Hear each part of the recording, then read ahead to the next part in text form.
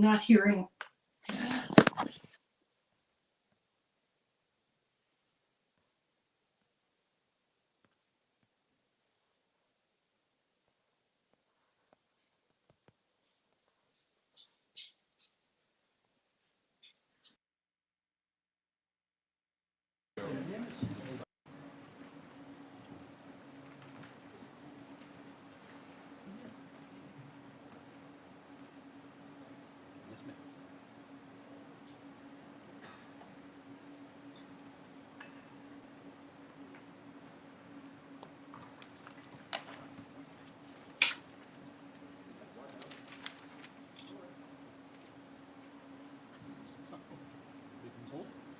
Yes, flipping, but not ripping. I told them.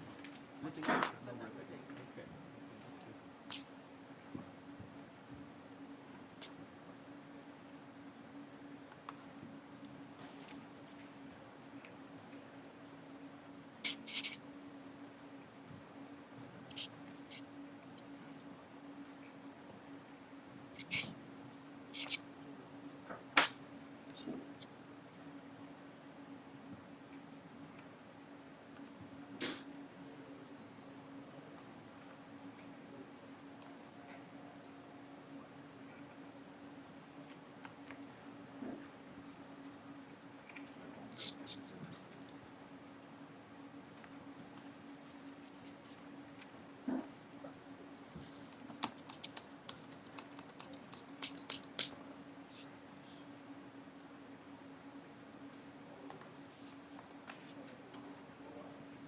5 minutes. I, 5 minutes. David, can you hear me? Yeah? I can't hear you, David. I can only hear the audio on the TV. But be careful. Flipping, but not ripping during the debate. Rhyme, I don't. That even rhymes. Flipping. C'est bon. Yeah. Substitutions. Yeah. So much. Flipping, no ribbing. That is the The worst I watchword. do is wave. You should hear me now. Yes? Yes, yes. Excellent. Hey, everybody. There we So go. I'm David. I'm a board member and a candidate with Airdrie Cochrane. I'm joined by Corrine, a candidate in which riding? Ottawa, Ottawa, Vanier, Gloucester. and also the party president. We may be joined by Jacques Boudreau, the leader of the party and candidate in Sarnia area. So we're just getting tuned in to the debates. We're expecting the debate to begin in about 3 minutes. So you're welcome to chat with us at X, Rumble, YouTube, or Facebook. We're streaming live right now on all those platforms. So go to one of those, your favorite, and you can join the chat. Kareem, I have a little Irish in me, so I'm going to put some more Irish in me. I've got some Irish Bailey's cream or Bailey's Irish cream with coffee to keep myself awake. My husband, well, Corcoran's not my maiden name, I suppose. I took my husband's name, so he's Irish on that side, his family. I see. My family's more, well, we're kind of a Heinz 57. Mennonites from Winnipeg, I guess, is Oh, the biggest chunk of of my history, I guess, my background. I didn't know that. That's great. So Yeah. I was thinking we should play a drinking game tonight, that every time someone says the word crisis, we should take a drink of whiskey. And every time that they say the words standing up to the Americans, that we could take a sip. Did you watch the French debate last night? Who was the winner? No, I just read the afterward. Well, I mean, I just picked up what people were commenting on threads. I won't say I was reading anything really, authoritative on that, but it sounded like people were commenting that the interpreters were they gave Carney the best interpreter, and Singh and Polyev didn't have particularly good interpreters. So you wonder if there was a little bit of a play there to try to make Carney sound better than he actually is. I'm kind of liking that I'm seeing some cracks in the Liberal, Doug Ford's been coming out against Polyev. His campaign manager came out against Polyev, saying they should be focusing on this Trump thing. And I'm just like, no, I think Polyev's doing the right thing. Just stay the course, because the economy is what's really what people are. That's what's going to be the still an issue 6 months from now. Trump, I don't know so much. Yeah, and the reason that the Trump issue affects us so much is because our economy is so dependent on the U.S. Yeah. and so otherwise weak. Yeah. I was at a school in Cochrane a few days ago. They invited me, and they're learning about the election.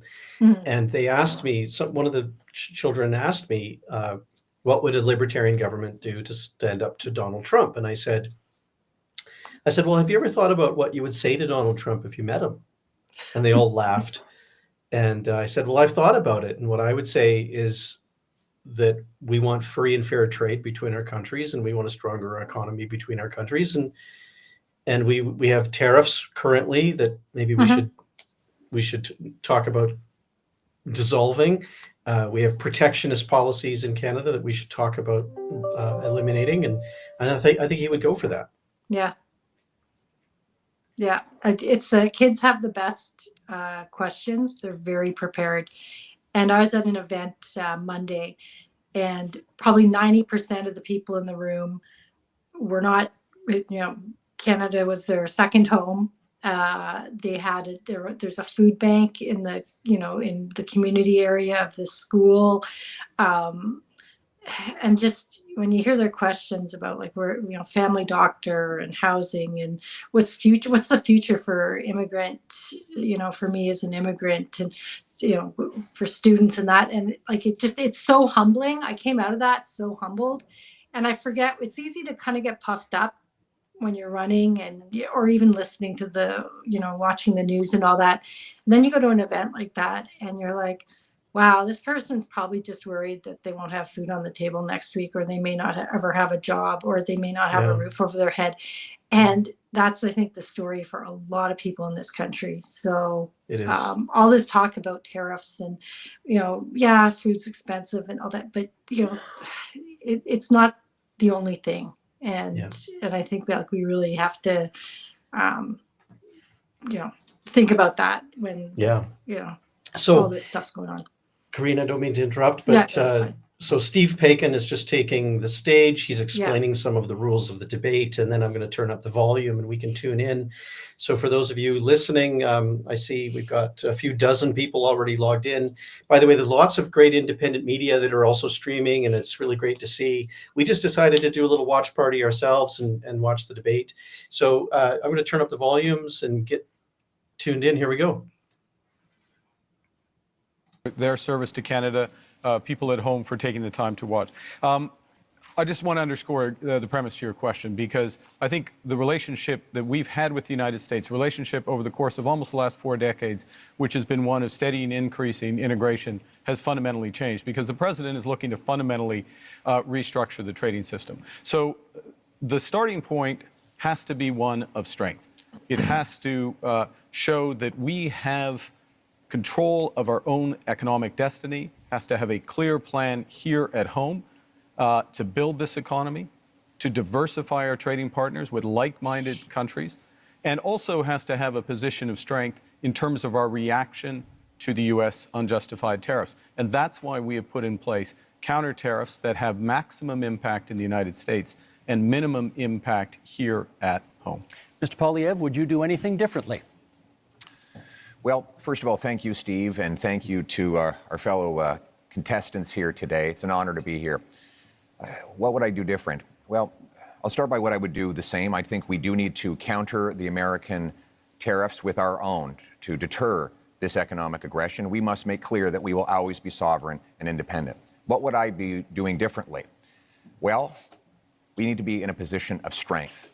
The Liberal government has weakened our economy with anti-energy laws, red tape, and high taxes that have driven $500 billion out of our country into the United States and made us incapable of shipping our resources overseas. That weakness threatens our ability to stand up for ourselves. So what I do, I would cut taxes, red tape, and approve our resource projects so that we can get our goods to market and bring home the jobs so we stand up to President Trump from a position of strength. Mr. Singh, you get the next question. Can we trust the United States to work with us on matters such as Arctic sovereignty and defense policy?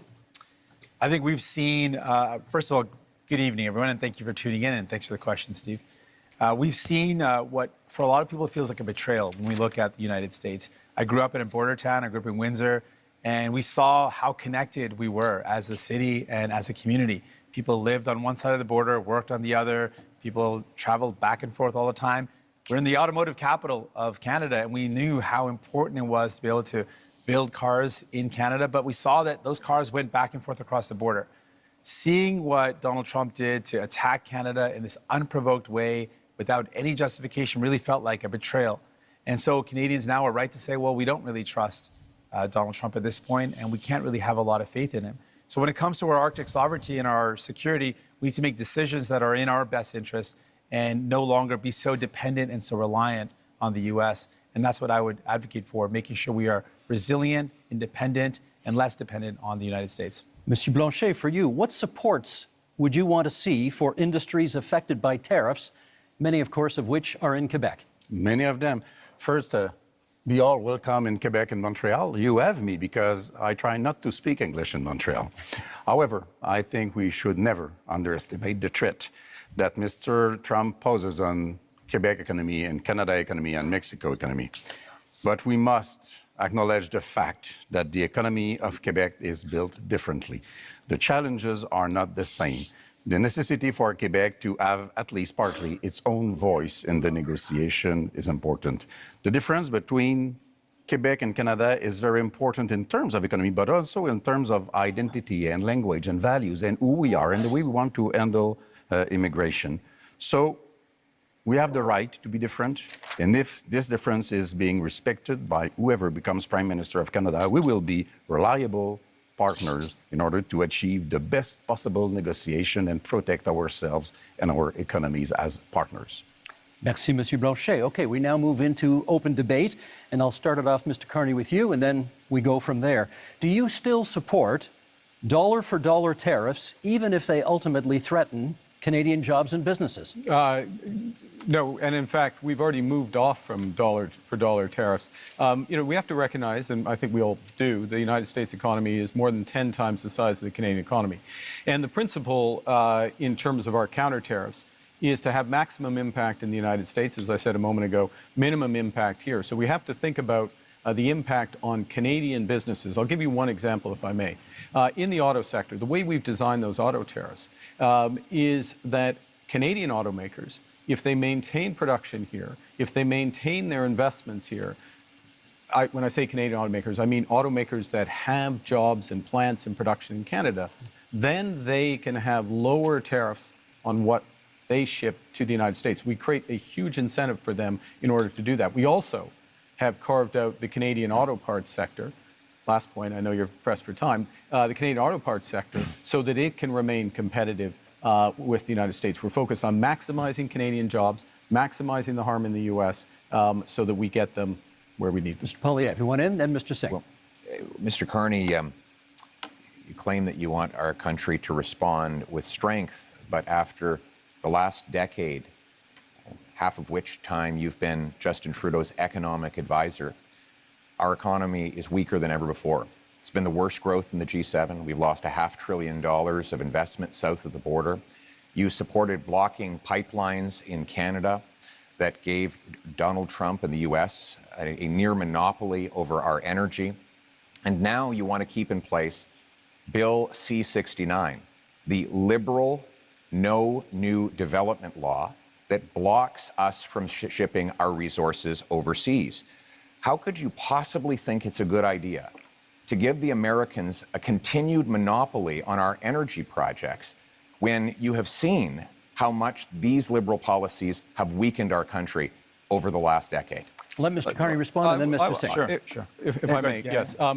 So let's go to my record. My record is a month long as Prime Minister. And this goes to the heart of coming to the Americans with strength, but doing the right thing for Canada. Within the first week as Prime Minister, I sat down with all the premiers of the provinces and territories, as well as the leaders of the Indigenous peoples. Got an agreement with all the provinces and territories, doesn't happen very often, got an agreement for them to have one Canadian economy instead of 13, first point. Secondly, to commit the federal government to do its part by Canada Day, so free trade in Canada by Canada Day. Thirdly, the federal government to commit with respect to project reviews. The question was about Sorry, pipelines. I'm getting to it. Thirdly, one project, one review, and relying That's not on possible provincial. under Yes, it is C69. possible under. It is possible on our system. No, it it's is not. the It's impact banned assessment. under C69. It is agreed on under the impact assessment framework, and we have a cooperation agreement with British Columbia already. We're looking forward to them with the other provinces. We will move Yes, forward. no, to- I'll Gotta let- jump in okay, on this. Mr. Just- Singh's turn, please. The Of course, anti-development of law. course, we agree around having a strategic response to the United States. But what I'm concerned about is what we're doing here in Canada. We are already seeing threats to our country in that just the threats alone of the tariffs have meant Canadians have lost their jobs. The threats of the tariffs that are in place right now, the impact of those tariffs is that we've lost jobs in steel, aluminum, and the auto sector. People are already losing their jobs. And while, Mr. Carney, you had time, as you mentioned, not very long time, but as Prime Minister, you showed us your priorities. The first thing you did is you had traveled, you made a tax cut for millionaires, which was reversing on the capital gains. So you gave a tax cut to millionaires, but you didn't have time to increase the amount that workers get on EI. Right now, workers who are struggling and wondering, what am I going to do if I lose my job? Workers who've lost their job are saying, how do I pay my bills when EI only covers half of a worker's salary? Maybe 40 years ago that would have worked, but right now most workers are spending their entire salary just to pay the bills, to pay their mortgage and their rent, and to put food on the table. So EI is not good enough, and it shows Canadians that you didn't make it a priority to protect those that are impacted by these tariffs, that are threatened because their jobs are lost. We have not heard from Monsieur Blanchet yet in this segment, so please. Yeah, Mr. Carney, you are becoming a real Canadian leader, saying one thing in French and another one in English. You said in British Columbia in February that you would force oil and gas through pipelines through Quebec, either we wanted it or not. You would use emergency powers in order to do so. And 2 days later in Montreal, you said that you would never do that without the approval of Quebec. What's the point of using emergency powers if you do have the agreement of Quebec? However, I do agree with you. It's important to be very strong in front of Mr. Trump. However, I would keep the dollar for dollar policy. Don't be weak in front of Mr. Trump. And those counter tariffs have to be targeted. You have put out already $2 billion for Ontario auto industry, car industry, and the lumberwood industry in Quebec has already paid to United States $2 billion, and you have not raised one finger in order to help us. Let's get from Mr. Poliev and then a response from Mr. Carney. Well, Mr. Carney refused to answer the question about pipelines. Just the other day, he said that he doesn't necessarily think we need to build pipelines. Let me tell you what that means. Right now, the Americans get 97% of our oil, 100% of our natural gas exports at big discounts. We have to send Canadian oil from Western Canada through the States just to get it back to Quebec because we don't have a pipeline. And now there's this law, Liberal Law C69, which effectively bans pipelines. The 14 biggest energy and resource companies say it has to go if we're ever going to build another project. And I asked Mr. Carney why he would keep in place this anti-pipeline law that effectively empowers Donald Trump to have a total monopoly on our single biggest export. Why would you not repeal this Liberal law? Isn't it because you are exactly the same in the same line as Justin Trudeau and the rest of the Liberal team that is now making up your cabinet? Let's get a response. Well, let me pick up a couple of points that have been made. The first thing I did as Prime Minister was to cut the carbon tax. That's the first thing. Second thing is made a What a commitment. great idea. Made a commitment that all proceeds from our tariffs will go to workers and those Question was companies about most affected. Ow. There were several points Means raised. and nothing so far. If I may, Mr. Steve, if I Please. may address, I'm trying to do it quickly because several points raised. All proceeds go to workers and the firms most effective, and those proceeds are considerable. Third thing, He's I'm avoiding the interested question in of solutions. pipelines. I'm interested in getting energy infrastructure built. That means pipelines, that means carbon capture, storage, that means electricity grids. And here's how you do it. and we've already moved in the first month. Cooperation agreements with the provinces. Guess what? We are a federation. You need to cooperate with Quebec. You need to cooperate with the provinces. You need to get First Nations and Indigenous people buy-in. You can do that through the one project, one review window that we put in place at that first ministers' meeting, as well as, if necessary, using emergency powers to fulfill the federal responsibility, but not the unique. Mr. Poilievre, you want to come back on that? What you're saying, Mr. Carney, with respect, is a total contradiction. The No New Development Law, C-69, guarantees there will not be one-stop shop because it requires the Government of Canada to actually duplicate So what Mr. Poilievre is saying is that have no rules, project. have no regulation, have one-stop shop. Mr. Singh, over any energy Mr. Singh, development. we just Mr. got to let him Singh, finish his Let big polluters sentence. pollute. Let's just let him finish his sentence. That is not true. In fact, Mr. Singh, the reality is we should have strong rules enforced once. We shouldn't have multiple the first levels time I of heard you care about referral the environment. that it takes now 17 years to that your get a position? major project approved in this country. That is why in the last 10 years we've had the worst economic growth in the entire Liberals G7. bought a pipeline and we built a cannot pipeline. afford They're a pretty fourth pro-pipeline. Liberal term. We need a change, and the Conservative plan for a change will include repealing the anti-pipeline law so we can get our energy to markets other than the United Mr. States. Singh, then Mr. Well, Carney. while these two compete about who's more pro-pipeline, I think what we need to do is, I mean, it's clear. The Liberals bought a pipeline. They built a pipeline. I don't know what Pierre is complaining about. That's what they did. I think what we need to do, if we're talking about energy in our country, we need to build an east-west grid. Let's use our power as a nation to build a national project that creates good jobs, that strengthens us for the future, where we connect the low-cost energy from jurisdictions and provinces across this beautiful land and have low-cost energy for businesses, for people, so we can build a stronger economy. That's the energy of the future that we need. Mr. Carney. 3 quick points. First, the pipeline built, yes, TMX built. That's why oil exports up 50% over the course of the last few years. Secondly, I don't think that's a bragging Mr. Singh is absolutely right about the east-west grid. Grid interconnections, which is part of the energy corridor, huge opportunities for this country. We have to be able to do more than one thing. Third point, fundamental point. We can give ourselves far more than Donald Trump can ever take away. If we have one Canadian economy, not 13, and if we just look at that agreement we got with the provinces, look at what Ontario and Nova Scotia have just announced in terms of their steps towards this. This is within our grasp. Monsieur Blanchet, what should we be prepared to concede in our negotiations with the United States? I want to be back to something that Mr. Carney said. You can't do something and the opposite, and you can't fill people's mind with nonsense. Quebec has, by law, its own environmental review institution, and you cannot, through a federal decision, even through a Quebec government decision, go over the BAP, as we call it. If the BAP says no, Just say. it's no. I know. Good. I know. Let's but this keep is that in mind. This is the point. This is, if I may, this is the point. The federal government can do the following, which is to take the decision to abide by the decision of the Quebec BAP. That is within the federal government's power. That is known as cooperative federalism. That's what we need to do. And do you understand one other point This is fast? what we need. This is what we need to do in a crisis. Brève Moïse, and then Mr. Poilievre. Yeah. The building of those pipelines will take at least 10 to 14 years. Mr. Trump will be 90 years old, not president no more, might- and somebody try. of course, less terrible will be there before you can even dream of having oil through this pipeline of yours. We're less than a minute to go. Mr. Poilievre, I promised you next. Listen, after the last 10 years of Liberals blocking pipelines and killing jobs, sounds wild when you we say that. actually Sounds like- need to get things that makes done. sense. We need a change, and our Conservative plan for change will repeal the No New Pipelines law.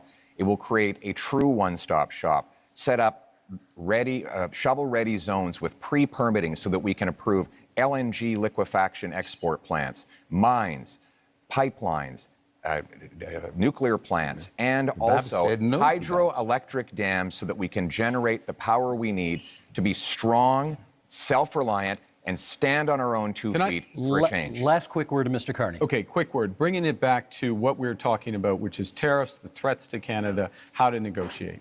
We need these options. We need these options to build domestically, to build one Canadian economy. We need to act. We need to diversify our trade partners. And that is will our give us time in this strength to the segment. US. That is our time. Okay, you know my job tonight. I got to be the heavy guy here every now and then, making sure everybody comes to time. And I'm keeping an eye as well on making sure that everybody gets rough justice over here. That concludes our first section and our first debate. Up next, affordability and the cost of living. Our goal is to double the pace of housing construction. You will lower your bills, build homes you can actually afford. Il faudra parler des entreprises du Québec, des travailleurs du Québec, des aînés du Québec. A big, powerful bring it home tax cut on work, investment, energy, and home building. Okay, leaders, same idea, one-on-one questions followed by open debate format. And Mr. Poilievre, you get the first question this time. Many provinces, including some provinces with conservative governments, have ambitious housing targets, none of which have been met. Why do you think your housing plan will be any different? Let me start by talking to the young people of the nation and those who are aspiring to home ownership. You know, it was only 10 years ago you could buy an average house for $450,000.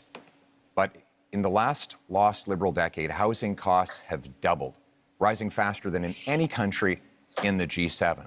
And so now our youth cannot afford a home, and our seniors are worried about being evicted. We can't afford a fourth Liberal term of rising housing costs. We need a change. And our Conservative plan for change will, 1, axe the federal sales tax on new homes.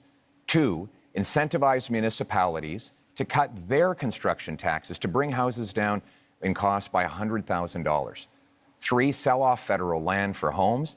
And 4, train up 350,000 young trades workers who can help build those homes. Because you deserve a home, and we're going to make it happen for a change. Also on the issue of affordability, Mr. Singh, you get the next question. How do you bring down grocery prices in the midst of a trade war? I appreciate the question. This is a big concern. When I talk to Canadians, they tell me they're really feeling squeezed from the cost of living. That's one of the top things that people tell me about. People are saying, I can't afford to buy groceries. Every time I go to the grocery store, it's just ongoing worry and this feeling of anxiety that can I actually afford the things that my family needs? On top of that, people are worried about the cost of homes. I think those are the two biggest things I hear. So we can do things about this. Other countries have taken concrete steps. We can put in a price cap on food essentials. France has done it, Greece has done it to great success. It's brought down the cost of food significantly in both those jurisdictions. We can also ban corporate landlords from buying up the affordable homes to keep homes that are affordable. We can make things better for Canadians, but it requires having the courage to take on the powerful corporations that are ripping you off, that are price gouging you. And we know that price gouging is one of the major reasons why food prices are going up. You're never going to hear Pierre Poilievre or Mr. Carney talk about the fact that these are the corporations ripping you off. Thank you, Mr. Singh. That's time. Mr. Blanchet, I want to ask you about old age security, which will soon cost this country $100 billion annually. We understand you would like to expand it. How would you pay for that? We would want it to be just for everybody because the Liberals have created a discrimination against elders which are 65 to 75 years old, having 10% less income from federal government than those who are over 75. But the best way to do it is to have everybody pay its fair share in terms of tax, which means that one should not be entitled to hide money in fiscal paradise in order not to pay him or his clients or friends, not to pay billions of dollars in taxes that could be used to help the situation of elders. Those are things which are supposed to be applied to everybody. There are a lot of questions to be answered about that. Other ways to do it is to reduce the pressure on housing price, to make sure that the whole budget of elders and families and workers can afford houses which have increased dramatically in price. Merci, Monsieur Blanchet. That's time for this one. Mr. Carney, I want to ask you about housing, which over the past decade has gone from a problem to a crisis while the Liberals were in power. Is your policy on getting homes built any different from your predecessors, and how? This is one of the reasons why I entered this contest, because of the housing crisis, the cost of living crisis, the housing crisis, and the Trump crisis to help fix it. And I would say, look, the housing approach is fundamentally different because we need a fundamentally different approach. We need to build housing at a rate that we haven't seen since the end of the Second World War. We do need a fundamentally different approach. And with the fundamentally different approach, we can build an entirely new industry. So the question is how? Now, Mr. Poilievre and I agree on some things. Okay? I agree as well on reducing the tax on first-time home purchases as a way to buy. But I am focused on increasing the supply of homes and doing that in a way that uses Canadian technology and modular, prefabricated housing, that uses Canadian lumber, including in reinforced timber, and uses Canadian workers. And in all respects, we're scaling up to double the rate of home building. Thank you, Mr. Carney. That's time. We now move to open forum here. And Mr. Singh, you get the first comment. Many of you have pledged to cut the GST on many aspects of buying a home. And Mr. Singh, I want to ask you, would you cut the GST on anything else in order to make life more affordable? Absolutely. In fact, I'm the only one on this stage that fought to give people a GST holiday. Interestingly, while that GST holiday helps working class folks, middle class folks by taking off the GST off essentials, the Conservatives under Pierre Poilievre voted against that. They opposed the idea of giving people, actual folks that need help, a tax break and would rather give millionaires a tax break, which shows you whose side he's on, which is not surprising. But what is surprising is that Mr. Carney also said that giving people a break on their GST is a bad idea. Mr. Carney, why do you think giving a tax break to capital gains folks that earn more than $1 million is a good idea, but helping a family afford their groceries, helping people afford their bills for their internet, their cell phone, their home heating, giving them relief to take the GST off those is a bad idea, but giving a tax break to people who really only earn over more than $1.4 million, that's somehow a good idea. Okay, you went after That's your numbers. You went after Mr. Poilievre first, so I'm going to give him the first shot to respond. Well, Mr. Carney, the reality is that housing costs doubled under the Liberal government. While Justin Trudeau made exactly the same promises that you are now repeating today. He promised that he would double home building. In fact, home building went down. He promised that he'd reduce the cost. In fact, it went up. And now here we are. Mark Carney is asking for a fourth Liberal term, repeating the exact same Liberal promises that priced you out of a house.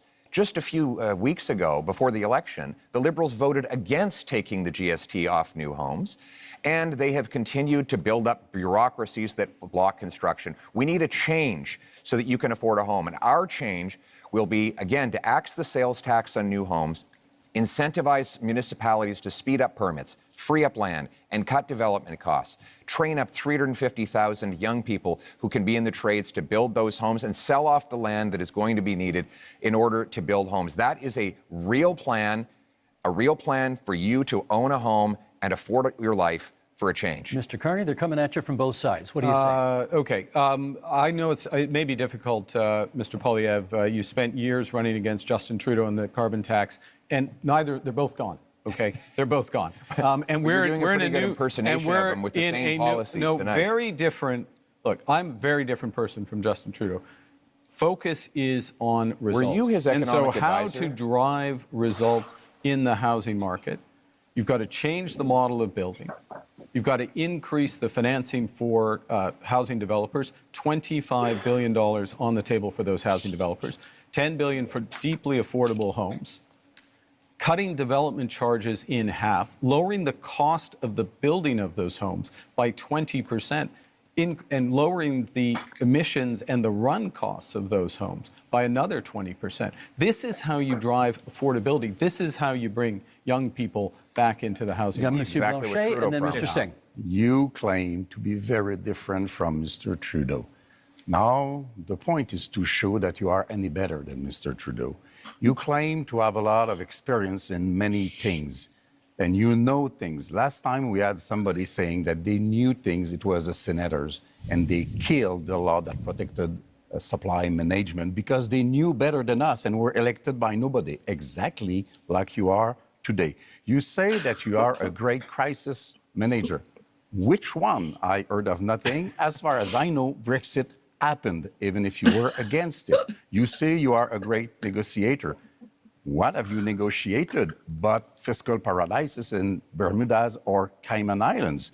You have to prove something, and you have to reveal what you own in those companies if you want people to believe you. Mr. Singh, you wanted in. Yes, returning to the topic of housing. Now, it's very important. Obviously, we need to build homes that people can afford.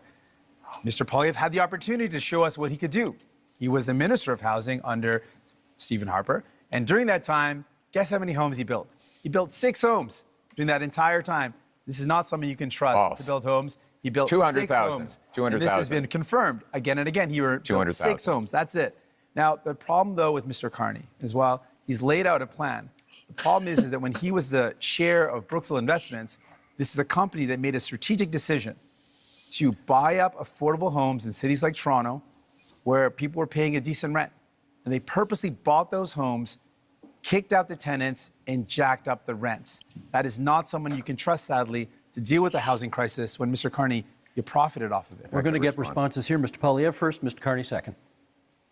First of all, Mr. Singh, hold this up to remind you. the Toronto 6 right Star, the Toronto Star debunked your falsehoods. No, it was 6 on that. homes, and I that's the appreciate facts. neither Liberals or NDP are very good with math, but in that You're year, clearly- the year I you was can the count up to minister, if I 6, could, which is great. the year Let's let him answer. I Mr. was Singh, let's let him answer. in the year It's I not was high enough, though. The year I was minister, we had 200,000 homes built, and guess what the average price of a home was at the time? $450,000. And guess what happened and at one, the end of the one, Conservative reign? one bedrooms It rented doubled. out for $900, and that since that time, housing costs have actually doubled under the Liberals. They doubled and on now the we have Conservatives, too. now we have Mr. Carney making tens of billions of dollars of spending promises that They will doubled under you ultimately as well. continue to build bureaucracy. We don't need more bureaucracy in Ottawa.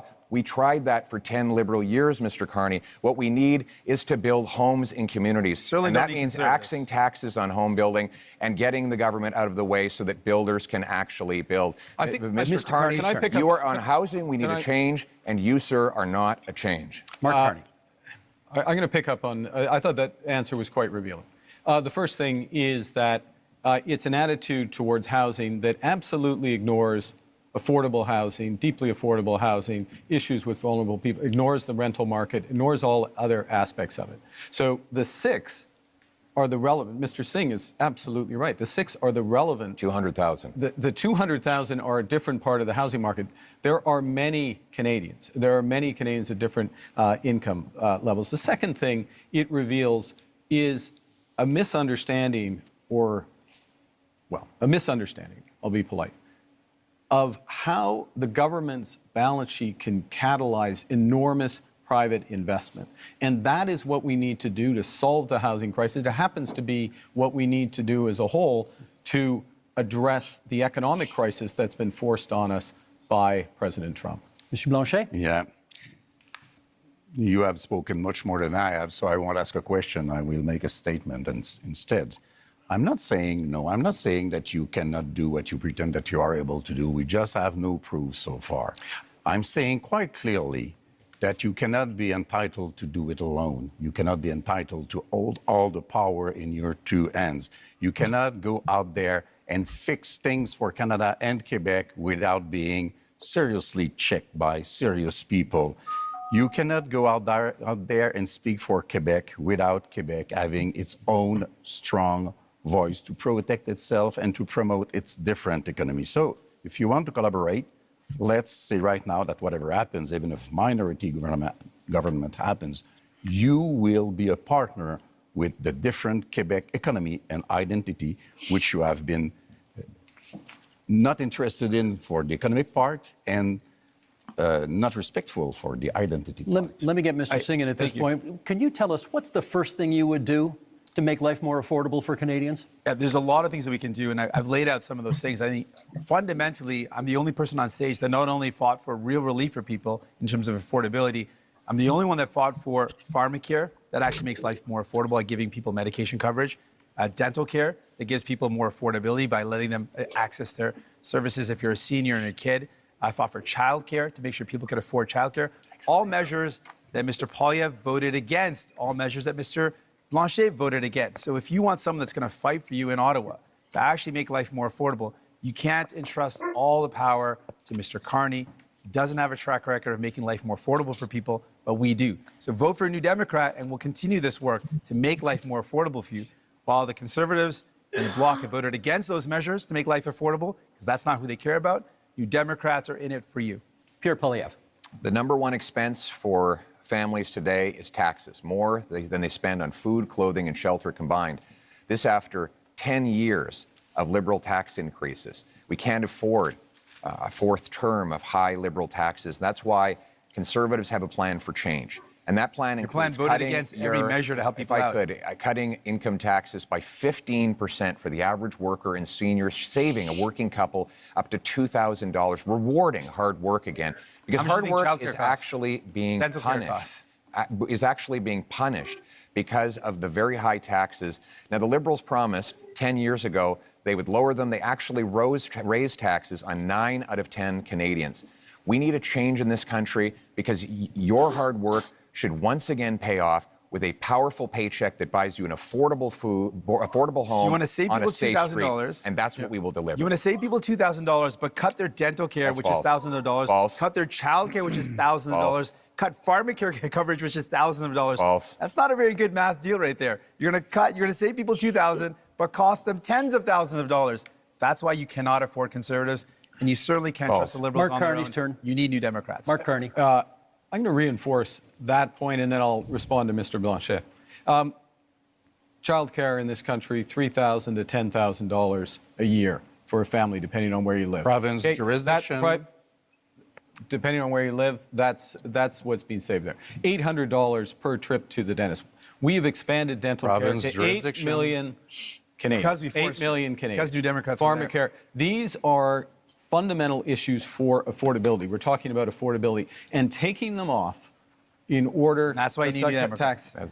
That's not what I've said. And in I will be terms cutting of income taxes working with Quebec, for Canadians. yes, absolutely. Throughout the short time I've been Prime Minister, working directly with the Premier of Quebec, our Minister of Foreign Affairs, our Minister of Finance are from Quebec. Quebec and Quebec issues, whether it's Why supply haven't you answered management, Mr. language, Legault's letter? He asked 5 things in the letter. He reduced his expectations. We're talking about- And you did not even answer him. And tonight, you are so much in love with Quebec. Steve, the question that Canadians have to ask. Why vote for whether- Conservatives? why- We're going to save you why- $2,000 He's got or the cost you Mr. tens of Singh. thousands. Mr. Singh, sorry, he has the floor. Come on. Fair. The question you have to ask is, after a decade of Liberal promises, can you afford food? Is your housing more affordable than it used to be? What is your cost of living like compared to what it was a decade ago? And are you prepared to elect the same Liberal MPs, the same Liberal ministers, the same Liberal staffers all over again for a fourth term? Mr. Carney, Justin Trudeau's staffers are actually here with you at this debate in Montreal, writing the talking points that you are regurgitating into the microphone. How can we possibly believe that That's you are painful. any Oh, wow. That's different painful. than the Yeah. previous 10 years of Liberal 25 government? seconds left in this segment for you to respond to that. Look, I do my own talking points. Thank you very much. The biggest risk we have to affordability, the biggest risk we have to this economy is Donald Trump. So first and foremost, we've got to get that right. Secondly, we need to do it in a way that brings everyone along together. That means preserving pharmacare, dental care, child care, reinforcing health care, spending our whole social safety. Intrusion The in clock is Quebec on- jurisdiction over and again. I like the if clock is we're on any zero. better than we are. The clock is there on zero. one thing Canadians can do that Quebecers cannot do? You are doing intrusions in our jurisdiction with our money, pretending you are better, and most of the time you try to copy what we did with our own money against us. What's that as a policy? Don't you have your own things to care Gentlemen, about? that really is time for this segment. I wanted to be polite and let everybody finish their But points, I'm but far we beyond, got to move so on. I took the liberty. Thank you. Okay, that ends section 2. Up next, public safety and security. Fight crime, to protect Canadians, and to build communities that are safe, secure, and strong. Keep crime, drugs, stolen cars, and other illegal substances out of our country. We're going to invest in our borders, and that means hiring more border officers. Resources are in short supply, not enough staff. This is not the nice way to treat people who come to our border. Okay, same format, one-on-one questions and then open debate. Monsieur Blanchet, you get to go first in this one. Public safety and security. For a lot of people, that means the fentanyl crisis. I'd like to know what you could contribute to ending that crisis in this country. The fentanyl crisis is a very serious issue, which is a bit less important in Quebec than it is in British Columbia. I think the whole border thing is the real issue. Immigration is a very important issue for Quebecers. Immigration has to be dealt with in an orderly fashion. Our borders are not dealt with in an orderly fashion. The rules are not respected. The rules are unclear. Some rules even invite people to hide for 2 weeks illegally before coming out. Some things has to be done. The situation of one person asking for asylum may take as much as 4 years without us reducing the number in order to deal with them in a human way. The services for every citizen in Quebec are being reduced because we cannot afford the fact that we are receiving much, much more people in Quebec from this specific type of immigration than we can afford, and we cannot teach them French. That's time, Mr. Blanchet. We can, of course, return to the immigration issue during open debate, should you choose to. Mr. Carney, question for you. The Liberal gun buyback policy, not considered a success by many people. Reviving it is in your platform. Yeah. Why would it work this time? Yeah, I think, well, what we've seen with that policy is some success at the commercial level, but not at the individual level, because it hasn't been, in my opinion, it hasn't been organized properly, and it needs to be organized properly. And I've instructed the Minister of National Security and Public Safety in order to do that. So part of this is a different focus of government, a focus on results, a focus on clear milestones in the short term. Let me make a broader point, though, on gun, which is that we have a problem with guns coming over borders, which is why we've tightened our borders. We have an issue, though, with a gun industry that is continually coming up with new forms of assault rifles, mass killing machines. We've banned over 2,000 of these. Every single time there has been a vote in the House of Commons on gun control, Mr. Poilievre has voted against it. You can't be tough on crime unless you're tough on guns. Mr. Poilievre, you can come back on that in the open debate if you want to, but my question for you in this segment is, Indigenous people are statistically overrepresented in our corrections system. Are you concerned that your tough on crime platform will make that worse? I'm concerned that Indigenous people are disproportionately the victims of crime. I give you the example of a wonderful group of Indigenous people who came under attack in Saskatchewan, and many of them were murdered. The killer was out of jail after 60 prior convictions. This is the result of 10 years of liberal laws that allow the same offenders to be released dozens and dozens of times, even when it's known they are a danger. We can't risk a fourth liberal term of soft on crime policies. We need a change. And the Conservative plan for change will bring in a 3 strikes you're outlaw, 3 convictions for serious crimes, you go to jail for at least 10 years, maybe for life, no chance of parole or bail. We will bring in life sentences for traffickers of fentanyl, human beings, and guns, and we will secure our borders to keep the illegal Thank you, Mr. Poilievre. That's time. Mr. Singh, your question is about the RCMP, because you've got RCMP reform in your platform. What, in your view, is the problem with the RCMP? Well, some of the basis for this is the concern that's been raised in more rural communities and northern communities that there have been some serious concerns about violence or inappropriate use of force when it comes to the execution of their duties. We want to make sure that we've got a top-tier police force that provides security and safety to those communities in a way that's sensitive and understanding of the communities they're serving. I also think what's very important is for Indigenous communities, Indigenous policing. This is an area of deep concern. I think everyone in our country should be safe. You should be able to be safe at home, safe when you go to work, safe if you take public transit, safe for your kids to be able to play in the local playground, and that's something I'm committed to. And the other area that I'm focused on when it comes to public safety is making sure we prevent crime before it happens, and that's why we want to see increased investments in our border security. We saw under the Conservatives, they cut 1,100 border officers in one day. So that prevented our ability to keep our borders safe. That stops those materials from coming into the country. That's time. Not sure it was about the RCMP, but maybe we can get back to that during the open debate segment. which we go to right now. And Mr. Poilievre, you get the first word on this one, and it sort of dovetails on the last answer you gave, which is you have pledged to be the first prime minister in this country to use the notwithstanding clause, setting aside charter rights of, as you call them, multiple murderers. Why do you think that's necessary?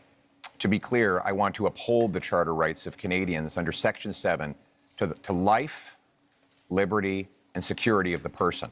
Right now, that right is violated by multiple murderers who are given discounts. The case in question was a gentleman who went into a mosque and shot dead 6 innocent worshipers. He got, according to this ruling, only one 25-year sentence, meaning he can be out in his 50s. He only serves 4 years for every murder that he carried out. That is outrageous. And I will use the constitutional powers that are created for this purpose to ensure that mass murderers stay in maximum security penitentiary for life. They will only come out in a box. We will also pass tough new laws that prevent repeat offenders from getting out. If you commit 3 offenses under the 3 strikes law I propose, you will not be allowed out of jail until you prove that you are drug-free, that you are behaved perfectly, and that you've learned an employable skill, and you've served a 10-year sentence. We cannot allow liberal crime and chaos to go on terrorizing our communities. What we need is a real plan for change so that we can bring back the safety and the security that Canadians used to take for granted. Let me get Mr. Carney to respond to that. Do you think that's an appropriate use of the notwithstanding clause of the Charter? I think that one of the core responsibilities of the federal government, Prime Minister, is to defend the fundamental rights and liberties of Canadians. And those fundamental rights and liberties of Canadians are outlined in our Charter of Rights and Freedoms, which is 43 years old literally today. I think it's a very dangerous slope to override judgments of the Supreme Court of Canada. In fact, the Charter of Rights and Freedoms exists to protect Canadians from people like us on the stage, politicians who may use their power to override fundamental rights. And the issue in using by the federal government, I'll stop here, is not where you start, but where will you stop? Mr. Poilievre, I should get Mr. Poilievre on that. Is it a slippery slope if we use it in this case? I must say, I would be quite interested too, because Mr. Carney said that he didn't want us to use the notwithstanding clause before adopting a law. And yesterday he said that he felt that it was wrong to use the notwithstanding clause after a law is adopted. So if we cannot use it before and we cannot use it after, it means that Mr. Carney believes that we should never use it. But it is very important. And the Ford case made it clear. The Constitution says how it should be used, but never how or what we will do with it, because it's the prerogative of the provinces. So do you want the Supreme Court to overrule another judgment of the same Supreme Court because you don't like it? Because that would be being the hell of a politician as you define them. Well, let me just start by saying, first of all, thank you. I just started by saying, let's not let Mr. Poilievre get away with making this ludicrous claim that anyone on this stage thinks that violent crime should get a less severe penalty. Obviously, that is not a special position that he's taking. Everyone agrees that horrible crimes should have horrible sentences. Judges are equipped to do that, so don't let Mr. Poilievre's rhetoric confuse people. Obviously, everyone agrees that if someone does something horrible, they should pay a horrible price for it. There should be appropriate sentence that's put in place by a judge. But what I'm concerned about is all of what Mr. Poilievre is talking about is after the fact. Now, there's heinous things that happen, and there needs to be severe penalties put in place. But we also need to keep communities safe. And that's what my focus is. Well, how do we stop crime before it happens? Much of the violent crime that's committed is committed by illegal handguns and firearms that come across the border. Now, Mr. Poilievre has admitted that as well, that it is illegal handguns and illegal weapons that are used in violent crime. So our plan is, let's stop those illegal weapons getting into our country in the first place. And the way we do that is by having stronger border security officers and having more people on the border. Mr. Pierre Poilievre, when he was in power in the Conservatives, They cut the number of border officers. Okay. They reduced the number, weakening our borders. Keeping an eye on You time can't here. trust them Let's to get do back these to type of Mr. things. Polyev on the issue of whether, in using the notwithstanding clause under these circumstances, would be a kind of a slippery slope and encourage politicians to use it more. No, we will use it to protect the charter rights of law-abiding Canadians. I'm interested in the rights of victims. Mr. Carney seems to be very interested in the rights of criminals. He says that it's dangerous for me to ensure that mass murderers stay behind bars for life. You know what's dangerous? Turning them loose on our streets. I don't think you appreciate, sir, the chaos that is unfolding in communities. In Toronto right now, the police have been forced to tell people to just let the thief steal the car. When they break into the house, just take the keys. Just let them take the keys so that you don't get hurt. People are living in terror in many of our communities precisely because of the catch and release bail law, C-75, which requires judges release the accused at the earliest opportunity under the least onerous conditions. Every single member of your Liberal caucus and your Liberal cabinet voted in favor of this bill, and they are all determined to keep it in place despite constant promises to the contrary. Mr. Carney, Canadians deserve to live in peace and security. That is the right that I'm fighting for a change. I'm fighting for that as well. And let me be specific about two things that have been raised. The first is with respect to these issues of car theft, home invasion, and I'll use the GTA area where there has been a sharp increase. How do you attack that? You attack it several ways. One, you increase the criminal penalties for that happening, particularly if you're part of a gang, particularly if you use a firearm. And you will do that? And we're doing so. We've committed to doing so. You put in place a reverse onus in terms of bail so that it has to be proven that there's not a risk, which we've also committed to. And then you go to what Mr. Singh was talking about, which is we have to reinforce our frontiers. That's why we're committing to an extra 1,000 Canada Border Service agents, an extra 1,000 RCMPs. That's why, as part of the broader fentanyl initiative, where we've added to the RCMP there, we've added drones, we're adding helicopters, we're adding surveillance, and we're going to the other end of the chain with respect to car theft, which is tightening security at the ports. This is what we need. In order to get results, you need to focus at both ends of the chains in federal. Jagmeet Singh. Thank you very much. I want to talk about one of the issues that has come up is the idea of the public safety concerns around the overdose crisis and how this is devastating our communities. We're seeing so many lives being lost.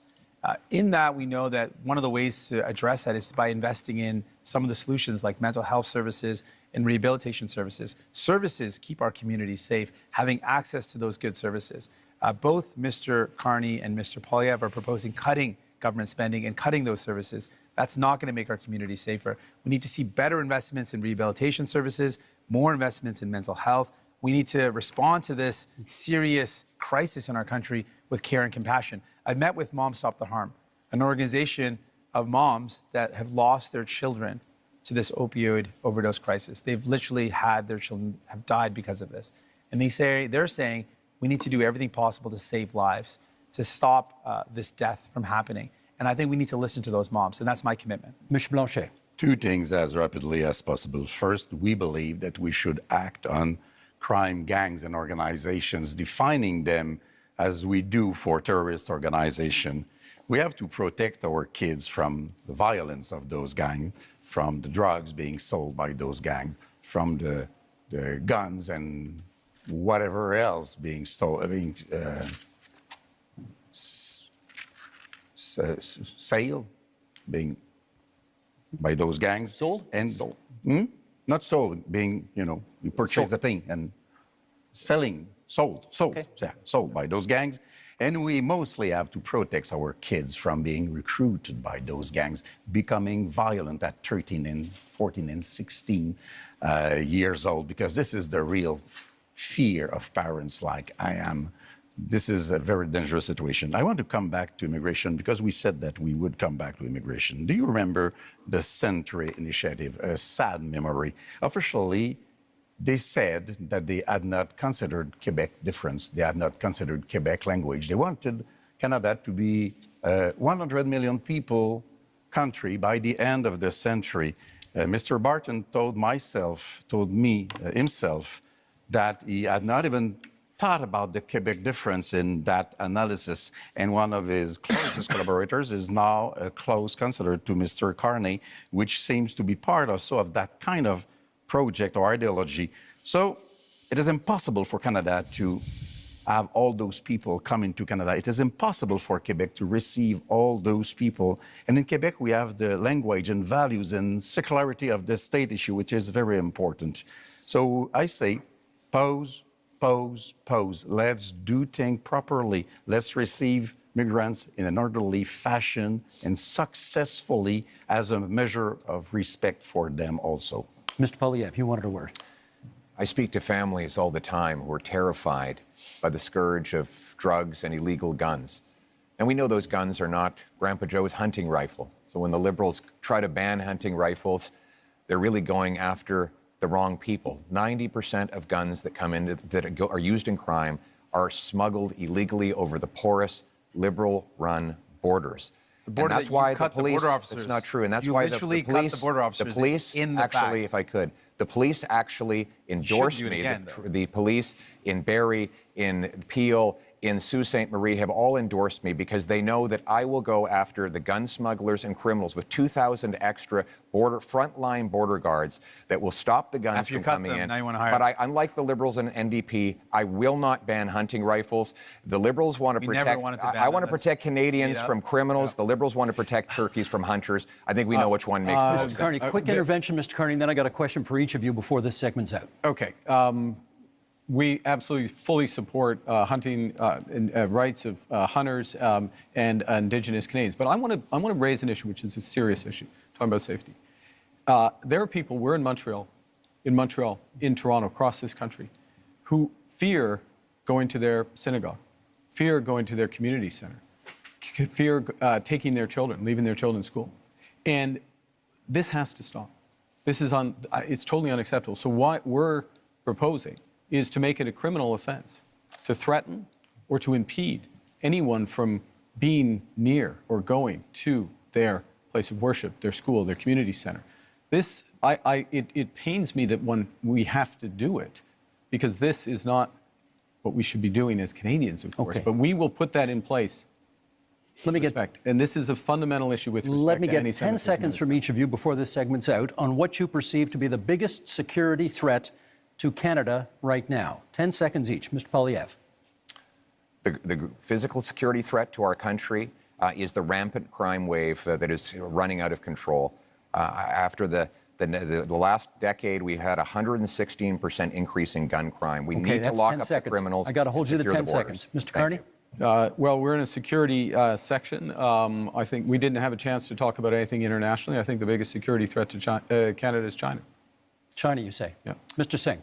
Biggest security threat, illegal guns and drugs coming across the border, and cuts to services that would make our public safety and security even worse. Last word to Monsieur Blanchet. The fact that neither Quebec or Canada is able to protect itself and that we are still dependent and entirely dependent on Americans to protect us.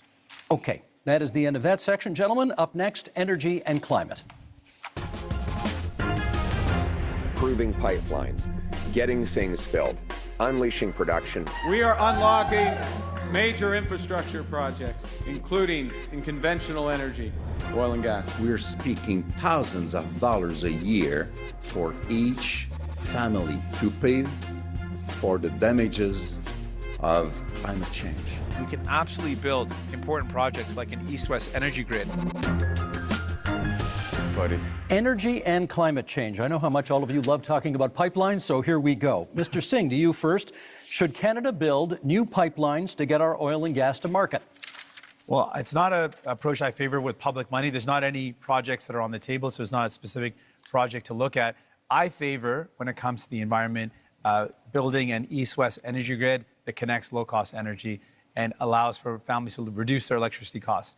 But let's put this all in context. We're talking about what our energy solutions are in the context of a climate crisis. And we're not just talking about a climate crisis in the far future. We're living it right now. I remember I met a mom a couple years ago before I had kids who told me she was worried about taking her kids out on some days because of the forest fires in BC. It meant that it was unsafe for kids to go outdoors.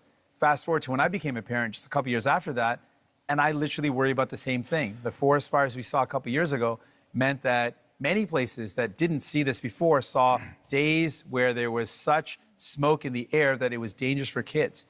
We've seen extreme weather, forest fires, heat domes, floods impacting us. We've got to do everything we can to Thank you, protect our Mr. future. Singh. That's time. Mr. Polyev, where does fighting climate change land on your list of priorities when it comes to expanding energy opportunities in this country? It lands within our priorities of bringing home jobs while bringing down emissions around the world. Look, the reality is that if we push production out of our country to more polluting countries, it actually makes the problem worse. But that has been exactly the Liberal approach with the anti-development law, C-69, blocking of 15 LNG export plants over the last 10 years. We have seen more of those jobs go abroad. I want to bring them home. My plan will be to approve, for example, natural gas liquefaction and export. If we sent our gas to India, for example, to displace half of their demand for electricity, we could reduce emissions by 2.5 billion tons, which is 3 times the total emissions of Canada. That's the way we bring emissions down and jobs up.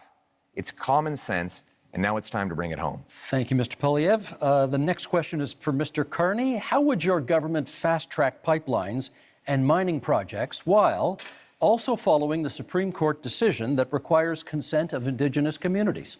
Well, I think the first thing, and this goes back a bit to where we started, which is recognizing that we are in a crisis. We need to act with maximum force, and having a process and a consultation, but a consultation with a purpose, which is to identify those projects, those investments of national interest that are really going to move the dial in terms of growth, jobs, energy security, while being consistent with long-term competitiveness, which necessarily means lower carbon. And so part of that process is ensuring that First Nations, Indigenous peoples, are there from the start. It also includes their ability to participate fully in those projects, and that's why, and I can tell, like, you've got to tell on when I've gone on too long, so I'll finish up, which is, that's why we're doubling, our proposal is to double the Indigenous Loan Guarantee Program to $10 billion. What does that actually mean? It means an ability for them to invest equity in those projects and be full partners. Thank you. My tell is my clock, and my clock is at 0, so that's how it goes. Monsieur Blanchet, do you still oppose pipeline construction in Quebec, even though a majority of Quebecers now apparently say they support it? We will know about that when we have held the debate about that, which has not begun yet. We are just beginning it.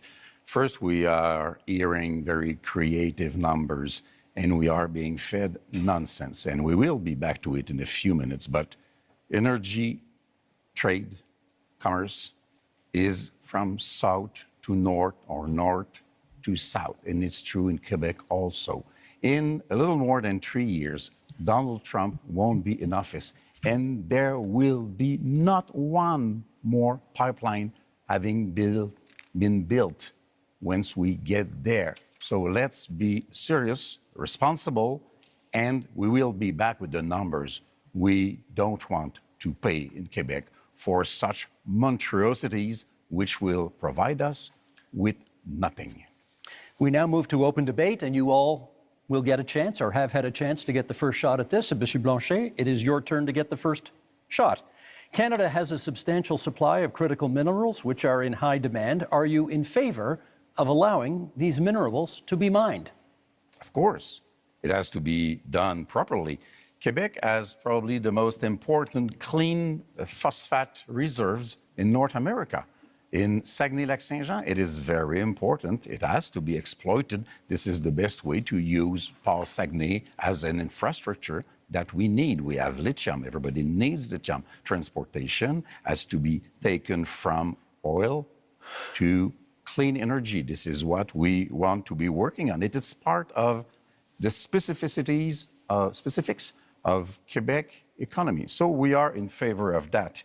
But we don't want to pay for the 30 billions of dollars which have been spent on oil and gas by the Liberals last year. It's 7 billions of dollars from Quebec. We don't want to pay for the 40 billions of dollars which have been spent by the Liberals on Trans Mountain. It's 9 billions of dollars from Quebec. Those are 16 billions of dollars, of which not $1 has been spent in Quebec to develop a lot more power and wealth for Quebecers with our own money. We need to let the leader of the Liberals respond. Well, actually, I was going to pick up on the enormous opportunity that exists in Quebec, exists in Ontario, exists in the north of Canada, really exists across this great nation in terms of critical metals and minerals. We are have one of the biggest resources in this country. And it's not just an enormous economic opportunity, it is a strategic opportunity for Canada.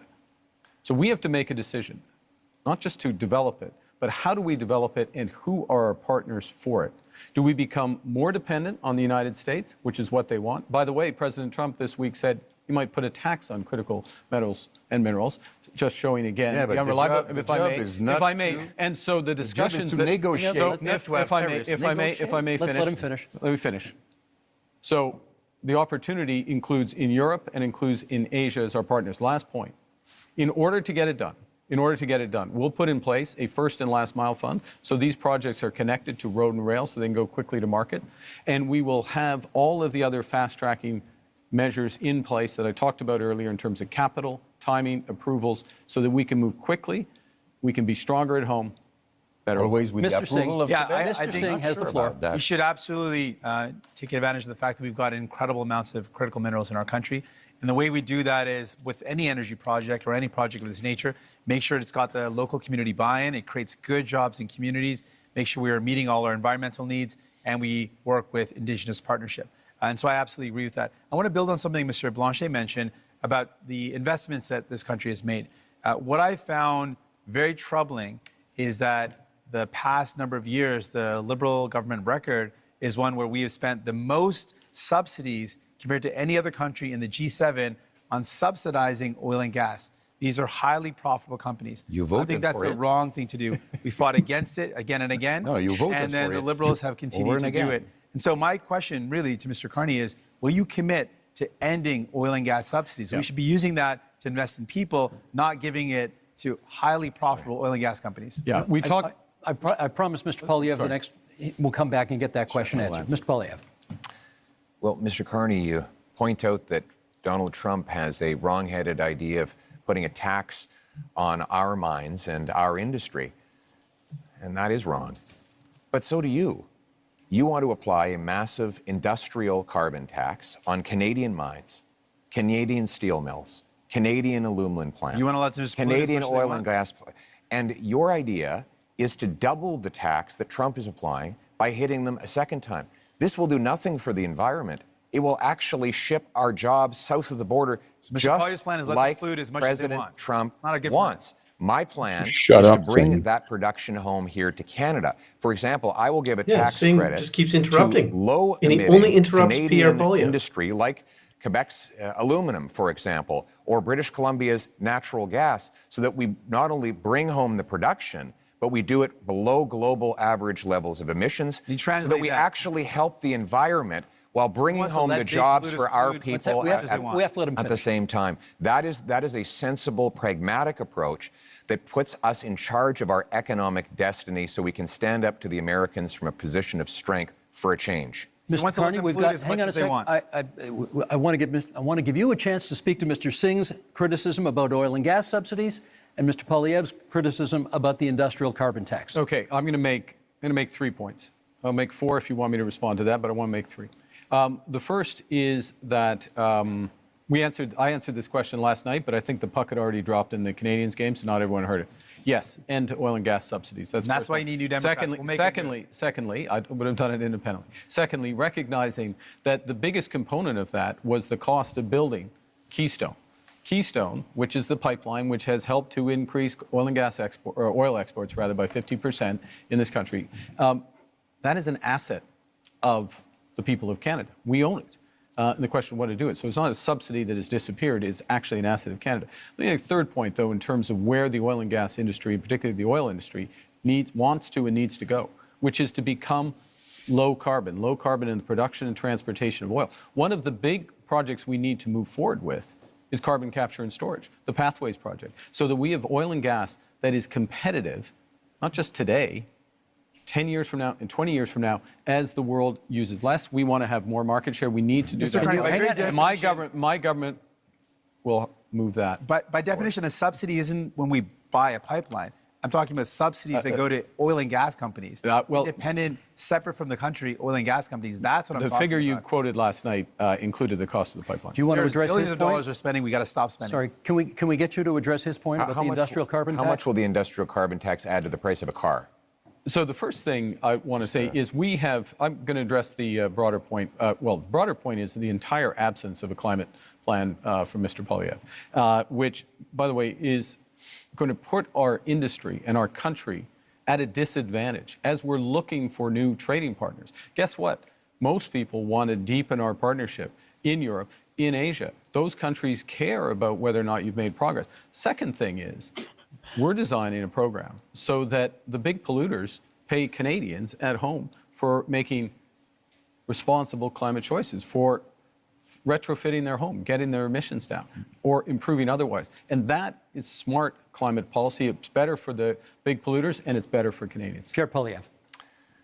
Mr. Carney didn't answer my question. I asked how much would an industrial carbon tax on Canadian steel add to the price of a car. He won't answer because he knows that it will be very expensive because there's lots of steel in cars. Now, Mr. Carney has temporarily But do you know the answer? hidden the You don't know the carbon answer tax. either. You're just throwing out random thousands of dollars making it up, though. You don't extra know. costs. I do know the answer to that question. He's wrong. When you add taxes to steel, you raise the price of everything that uses steel. When you add taxes straw man argument to say, do you know the price? when You you don't know the add price. when you You don't know the add answer. the carbon tax onto the price of, for example, fertilizer, you increase the price of food. So while Mr. Carney has temporarily hidden the Liberal carbon tax at the pumps while keeping the tax fully in law and planning to raise it after the election, he's also going after a tax on our industry that will ultimately be passed on to you. After a lost Liberal decade of rising costs, we cannot afford a fourth Liberal term. We need a new government that will fully axe the carbon tax, increase the jobs that we have here in Canada, and bring down your cost of living. We've got just a little over 3 minutes left in this segment. So, Mr. Singh, I want to ask you, do you think climate change is still a priority from Canadians? You're out there. What are you hearing? Absolutely. You speak to any young person and they think, we're seeing climate crisis in front of us happening right now. You speak to seniors who say, we used to be able to live in our homes without air conditioning, and now we're seeing heat crises in communities that never had worries about extreme weather. We're seeing flooding, we're seeing forest fires like never before. We are living in a climate crisis. So Canadians are absolutely worried about it. As soon as we come into a summer, we start seeing those forest fires again. It's top of mind for Canadians because they're living it, they're seeing it. And I want those Canadians to know, Mr. Carney is not going to end those fossil fuel subsidies unless I'm there to fight back. Mr. Poilievre wants to let big polluters pollute as much as they want, poison our beautiful land, our water, and air. He wants to let them dump into our oceans. I'm going to fight back and defend our environment. Monsieur Blanchet, on the issue of whether or not people still care about climate change. I think people should be kept very informed about climate change because we are in a very strange denial situation about climate change, which still exists and is very expensive. And I'm sorry to crash your party, guys, but you are telling fairy tales. Clean oil and gas is a fairy tale. Large-scale carbon sequestration, sorry, I'm French, is a fairy tale. It does not exist. If Alberta wanted to exploit oil and gas and it were not a matter of pollution, I wouldn't mind at all. That's their business. Our own powerhouse in terms of energy in Quebec is clean energy. We are the best place in the world to achieve that. Our market is the northeastern part, Democrat part of United States. We want to keep our money to create wealth in Quebec for Quebecers. Let me Let give us Mr. be different because we can afford Monsieur to be Blanchet, different. let me give. I will get to you because I said I would.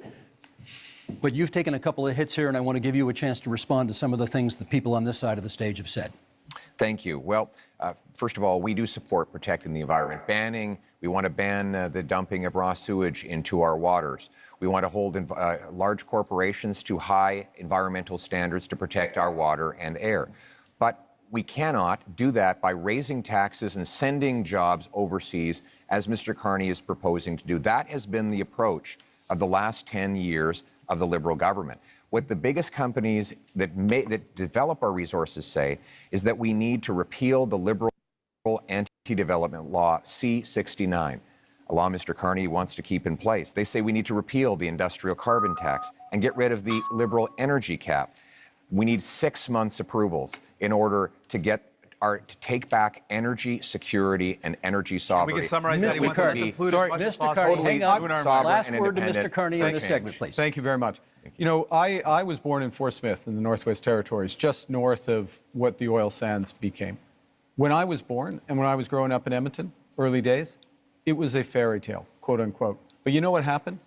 Canadian ingenuity, Canadian engineers, Canadian governments, both the federal government and the Alberta government got together and converted this. The worst pollution if I may, in the world. If I may. The worst pollution may I in finish? the May I world. finish? May I Nonsense. 10 more seconds to False. finish, please. Let him finish his point. That's the opportunity we have. That's the opportunity we have in carbon capture. That's the opportunity we have in small modular reactors. That's the opportunity we have in hydrogen and beyond. This country can be a clean energy superpower. My government will help deliver it. And that is time for this segment. Gentlemen, let us go to our final theme, which is called Leading in a Crisis. Canadians know how to weather a storm. Canadians know how to get through a difficult time. If, at the end of the day, we end up with the balance of power, Quebec is safer than it could be in any other scenario. Now is not a time for weakness. Now is the time to take back control. Canadians are always ready when someone else drops the gloves. Okay, leading in a crisis is a pretty broad theme that allows us to explore many different avenues here. So let's get to it. Mr. Carney, you get the first question this time. We haven't balanced a budget in this country in 17 years, and 10 of those years were under your party. You have pledged to get us to a balanced budget in 3 years. Question is, how? So let me put this in the context of leading in a crisis, which is, in a crisis, you got to plan for the worst. Worst is that the U.S. actually does want to take us over. Secondly, you got to have a plan to build, and that'll include a fiscal plan, and I will get to that in a second. The third thing is you need to respond in a crisis with overwhelming force. You need to think big. You need to move rapidly. The things we've been discussing today are a subset of what we can and should do as a nation, and we can deliver. And government can play a role, but its role has to be catalytic. And so our approach is that we will slow the rate of spending. It's been growing at 9% a year, operational spending, program spending, away from transfers, individual, 9% a year. We'll slow that to 2%. We will focus on a small amount of capital spending by the federal government in order to drive enormous private investment up to $500 billion by 5 years. Thank you, Mr. Carney. Ukraine surely constitutes a crisis. Leading in a time of crisis, Mr. Poilievre, question for you. If the United States withholds support from Ukraine going forward, do you believe Canada should commit more to assist? I believe we should continue to support Ukraine. Our party supported donating missiles that the Canadian military was decommissioning. We supported funds and other armaments to back the Ukrainians in the defense of their sovereignty. We also need to rebuild our own Canadian military because the Russians want to make incursions into our waters. We'll be buying 4 massive Arctic icebreakers. I'll be opening the first Arctic base since the Cold War in Canada, CFB Iqaluit. We're going to double the size of the Arctic Rangers and fill the vacancies in our Canadian armed forces. We need a change to rebuild our military, which has been so disintegrated under the cuts and the mismanagement of the last 10 years. But we can have a change because we have the best soldiers, sailors, and airmen in the world, and they will have full backing from my government if you give me the honor of becoming Prime Minister. I may come back to that one in the open forum because I'm not sure we got an answer about Ukraine on that one, but okay. Well, going on. Monsieur Blanchet. The answer was yes. We'll get more details, perhaps, as we go forward. Monsieur Blanchet, given the U.S. trade war, should any talk of a referendum on Quebec independence be put on pause? That one is easy. It will happen only after the negotiation is over, and that's a good thing. I want to say I support the idea. We must help Ukraine, but we also must help the civilians of Gaza, and we must destroy Hamas, which is a terrorist organization. You know what? I don't want to be the leader of Canada. You will understand that. I don't want to be prime minister. But I can offer to be a partner, a responsible partner, a collaborative partner. If Quebec is respected in its differences, in its aluminum industry and lumberwood industry and culture and French language and values of secularity of the state, which is the price to be paid in order to have real equality, then if we are respected, we will be a partner, and then even Canada will be stronger in its negotiation against Donald Trump. This is what I am offering. Respect us. Mr. Singh, I watched last night's debate. You seemed very eager to talk about healthcare, so let's talk a little more healthcare right now. You have made many promises on healthcare. If a province says to you, we'll take your money for healthcare, but not your conditions on how to spend it, what do? We've got to negotiate. We can't be giving away money without clear conditions.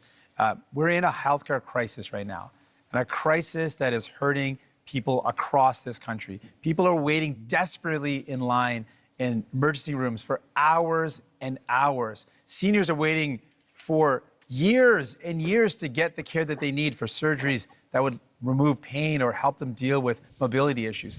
We're in a serious crisis. Healthcare workers are burnt out. They are overstretched.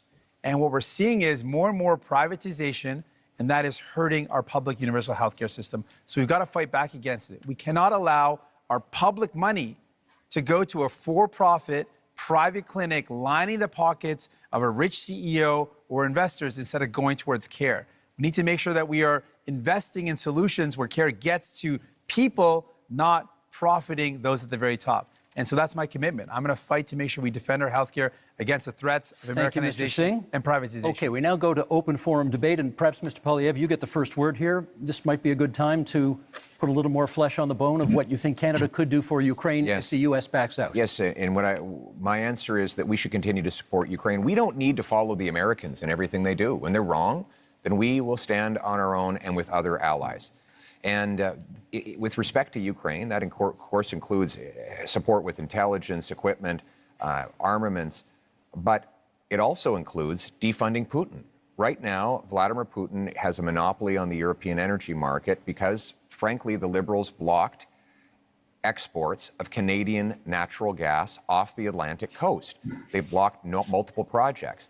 I would rapidly approve those projects on national security grounds so that we can actually ship Canadian natural gas over to Europe, break European dependence on Putin, defund the war, and turn dollars for dictators back into paychecks for our people. Mr. Carney, you wanted to add? Well, I want to go to the situation in Ukraine because it's very important. We've been a steadfast, Canada has been a steadfast ally, and Canadians have stepped up, welcoming Ukrainians into their homes and supporting them in other ways. In my first month as Prime Minister, we joined the Coalition of the Willing to support Ukraine as the U.S. stepped back. So led by France, the United Kingdom, with Ukraine, number of European nations, Australia, ourselves, New Zealand. That's an example of how the new world is going to be. Canada participating in these areas and helping. It also means open trade. Mr. Poilievre voted against free trade agreement with Ukraine. It means aid for Ukraine. Mr. Poilievre wants to cut foreign aid, including for Ukraine, or not. He didn't mention support for aid for Ukraine. We have to stand by them. We have to be there, and this government has been. Mr. Singh. New Democrats absolutely support standing with Ukraine, and will continue to do that. But I appreciate the opportunity in talking about leadership in crisis, talk about many of the crises that we're up against. And one of the crises we're up against in our country, with the threat of Donald Trump, with the threat of the trade war, and with the privatization and Americanization of our healthcare system, is the healthcare system. And what we have learned today, Mr. Carney mentioned slowing operation spending. That's a cut to services. He said his plan He has a plan to balance the operating budget within 3 years. That's going to require massive cuts to spending. We calculated that at $43 billion in cuts.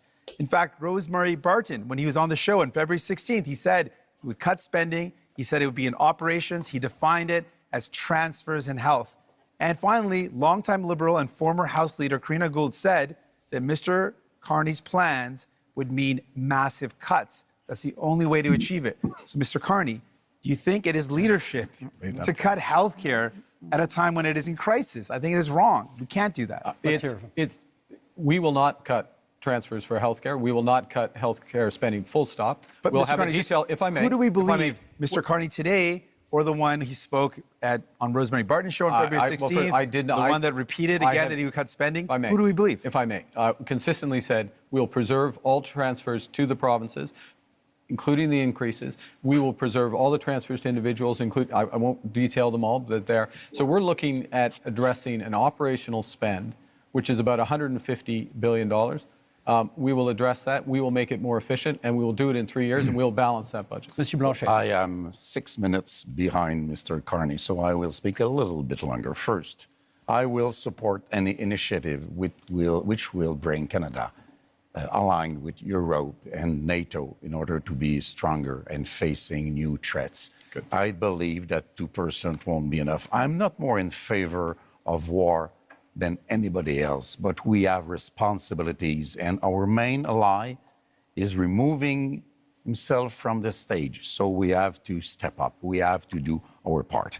I want to go somewhere else entirely, however. I want to ask Mr. Carney, if we're speaking about leadership here, if Quebec and Canada were to say, you are not being given a majority government, there will be more conservatives than you would like, maybe more New Democrats than you would like, and more people from the bloc than you would like. Will you accept, because you don't seem to be very eager about that, to deal with people which basically are more experienced than you are, as legitimate as you are, and would be more representative altogether than you would be being alone in your little kingdom? And I want also to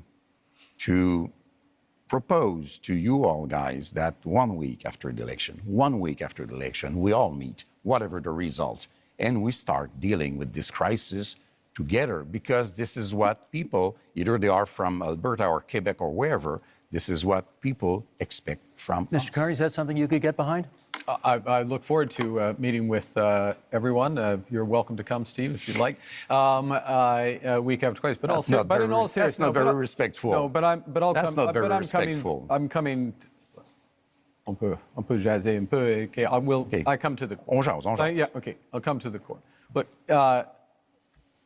in a crisis, yes, you need a team, and you need to bring the country along with you.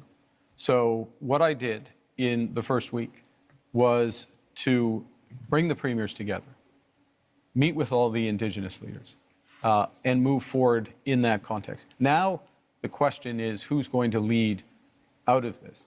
Whoever leads out of this, if I may, Mr. Blanchet, merci, thank you. Whoever's going to lead out of this is going to need to work with all the provinces, work with Labour, work with Indigenous leaders, work with all Canadians to bring them forward in a united front. And if I make this last point, one of the things that has happened, which is a credit to those people at home, is that Canadians are coming together. And it's our responsibility to meet the strength of Canadian unity. Still lagging. I have one small point to make. Yep. You will be elected, if you are elected, in the parliament where there are other leaders. I don't know if he called you, or Mr. Poilievre, I don't know if he called you, but before yesterday, you have not spoken to me once, even if I proposed it so many times. But you say, I speak to provinces' leaders. You're not elected in provinces. You are in the parliament where people are to make decisions which might not always suit you. But this is democracy, Blanchet, which you don't know too much about. I'm going to jump in here because I'm noticing what the clock is saying, and you brought up Gaza earlier, and I think our audience would be interested in hearing your views on the other major international crisis facing the world right now. Before we get that, just to finish up on the healthcare, I just want to speak to healthcare workers right now who are deeply worried about the status of our healthcare system, to Canadians who believe and love our universal public healthcare system, to patients who are stressed out. If you're worried about which Mr. Carney to believe, the one today or the one who spoke on previous shows and said he would Mr. cut, Singh, vote for New Democrats, and we will fight to defend our healthcare. I think your we will never supporters let would really anyone like cut to it. hear what you have to say about this question, and we have less than 5 minutes for it here. What role should Canada play in the other major international crisis in this world, in the Middle East and the war in Gaza? Pierre Poilievre, would you start us off on that? What role can Canada play? Well, first of all, we must condemn Hamas, and more importantly, the terror sponsors in Tehran who initiated the attacks, the horrific attacks of October 7th. We need to defeat the terrorists so that all the peoples of the world can live in peace and defend the right of, yes, Palestinians to have their own lives free from the oppression of Hamas dictators and Iranian intervention, while Israel has the ability to live in freedom and peace. But I also want to say, we need to get back to the Canadian tradition, which is that when people come to this country, they leave foreign conflicts behind. The rampaging riots targeting Jewish communities is utterly unacceptable, and it points to the growing chaos that we see on our streets after 10 years of incredibly irresponsible liberal policies, of weak borders, of dividing people into groups, of saying one thing to one group and the opposite to another, dividing and conquering. We must end that division and unite our people so that everyone feels safe, and that when we come here, we put our foreign conflicts behind and we put Canada people, first. Mr. Singh, come from countries from around the world, and they care deeply about where they come from, and they should be able to do so. That's a part of being in our country, to have that freedom. Your treatment of Palestinians has been frankly disgusting. Your treatment of people who provide care and service for people in Gaza has been disgusting.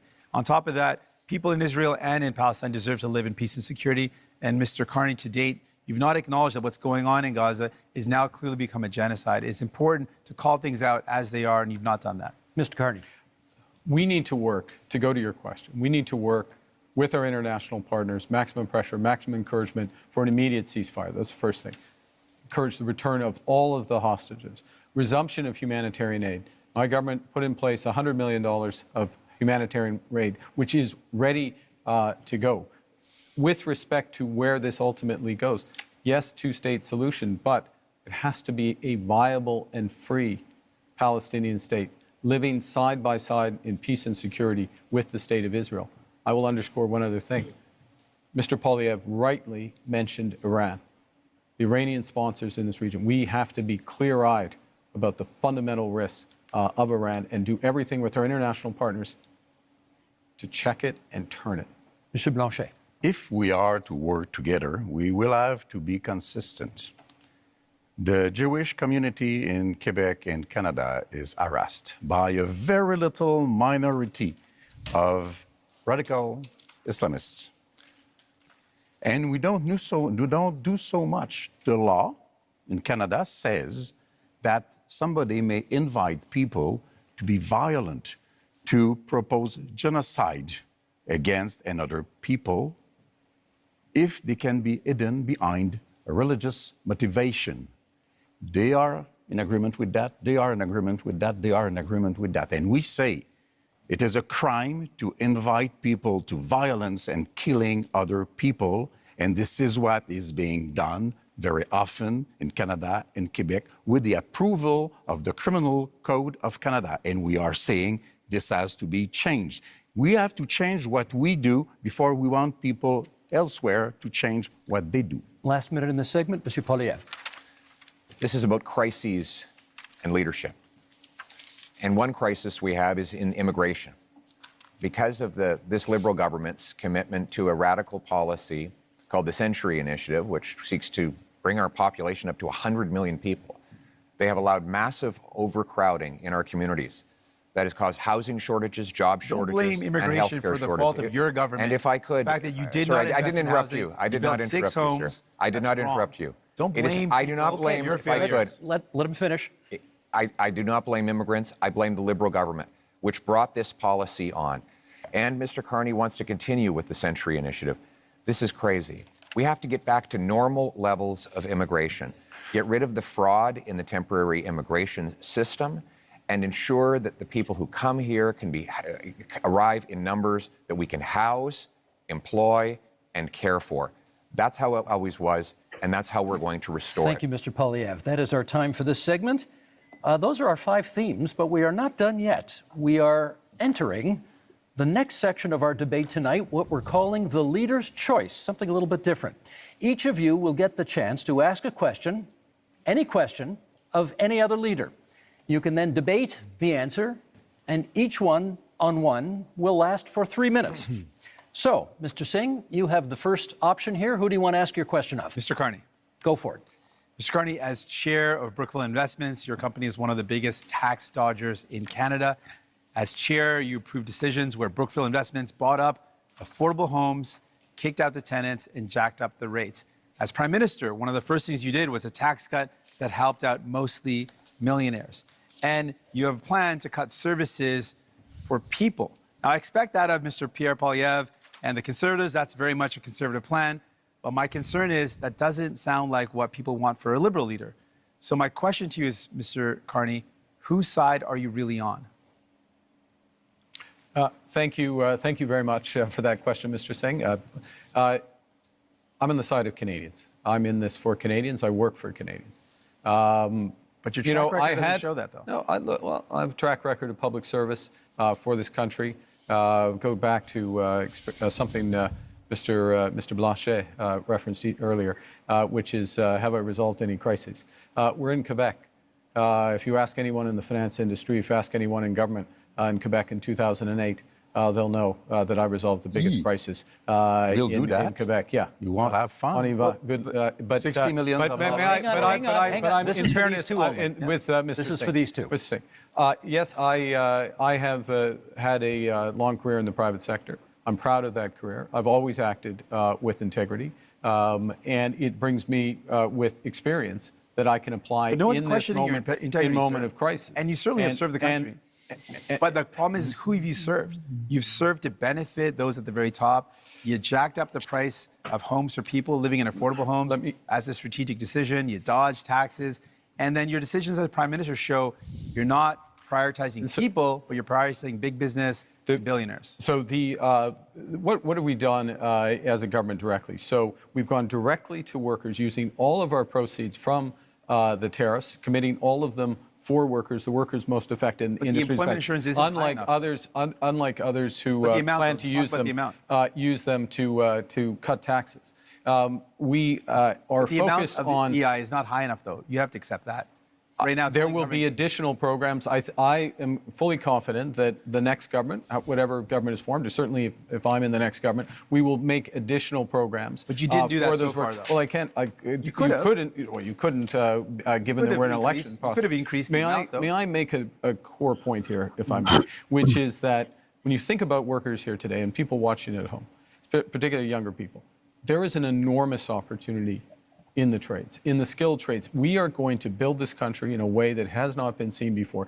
We are literally talking about hundreds of thousands, not jobs, but careers But I in think the people are trade. worried, Mr. And Carney, that's that- why we're investing in apprenticeships and mid-career. But I think people are worried, Mr. Carney, if New Democrats aren't there to force Liberals to make sure they remember about people they will forget. Gentlemen, that is time. Thank you for that. Monsieur Blanchet, you have the next question. To whom would you like to put it? Mr. Carney, you avoided quite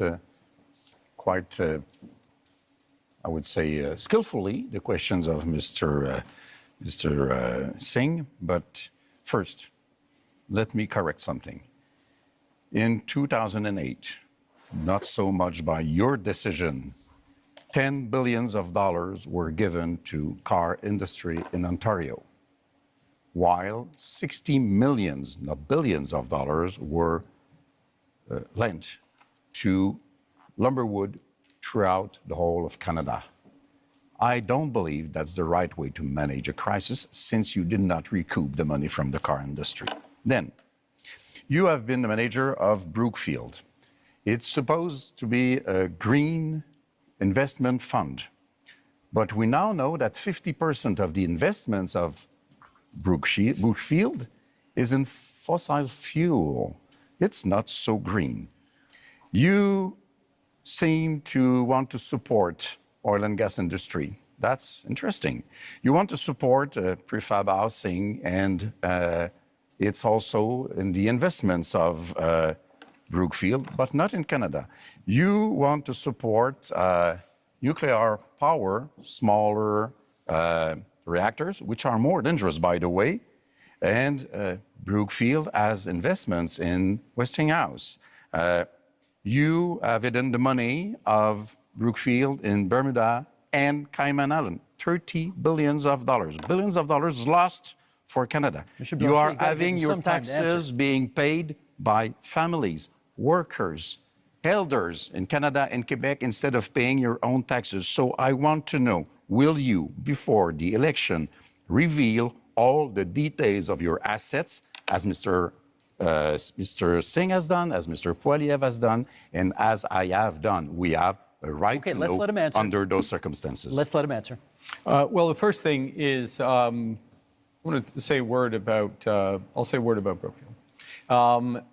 You know, this is a Canadian success story.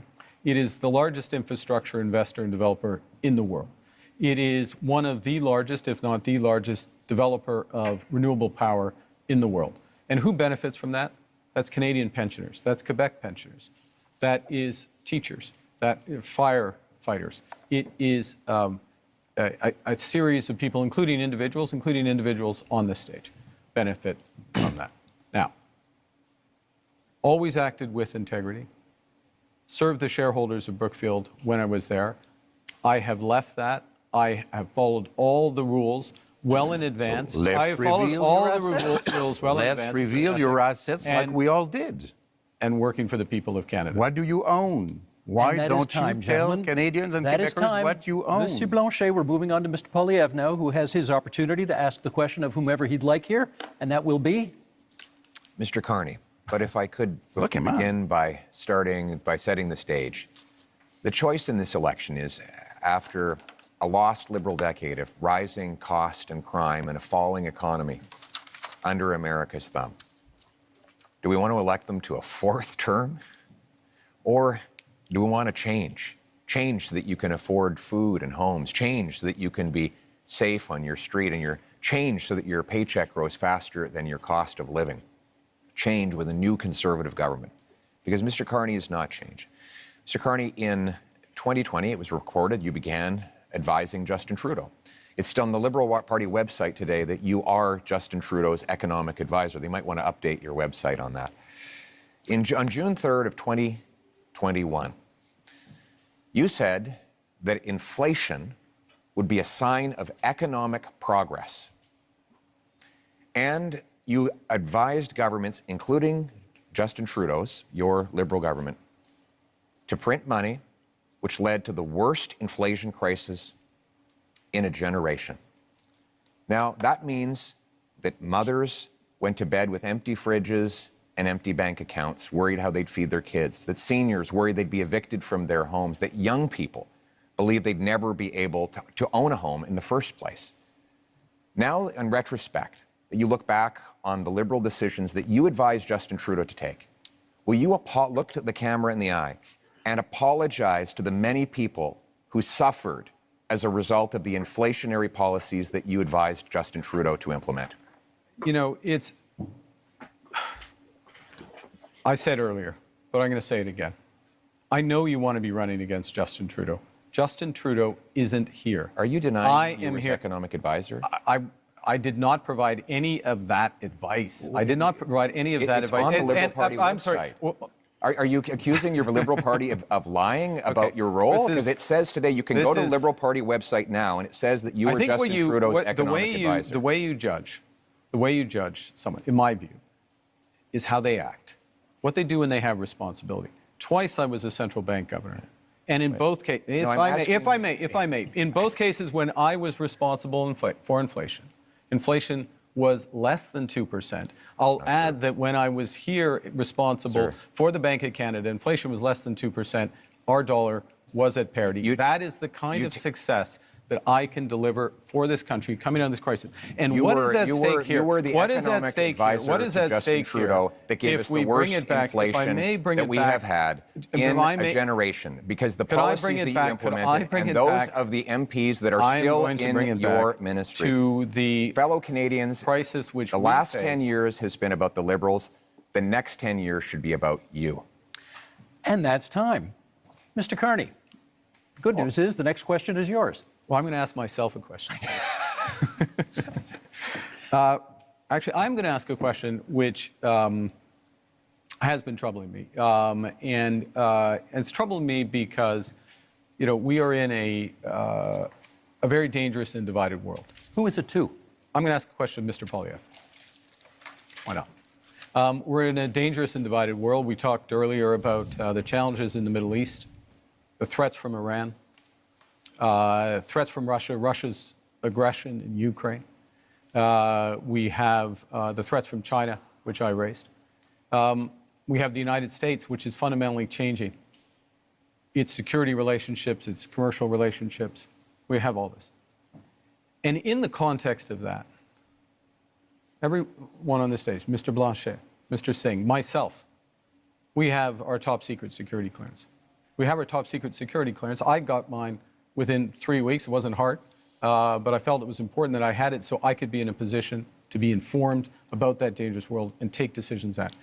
And Mr. Poilievre, it is now 950 days, if my numbers are right, since you've had the opportunity to get your top secret security clearance, and you've refused.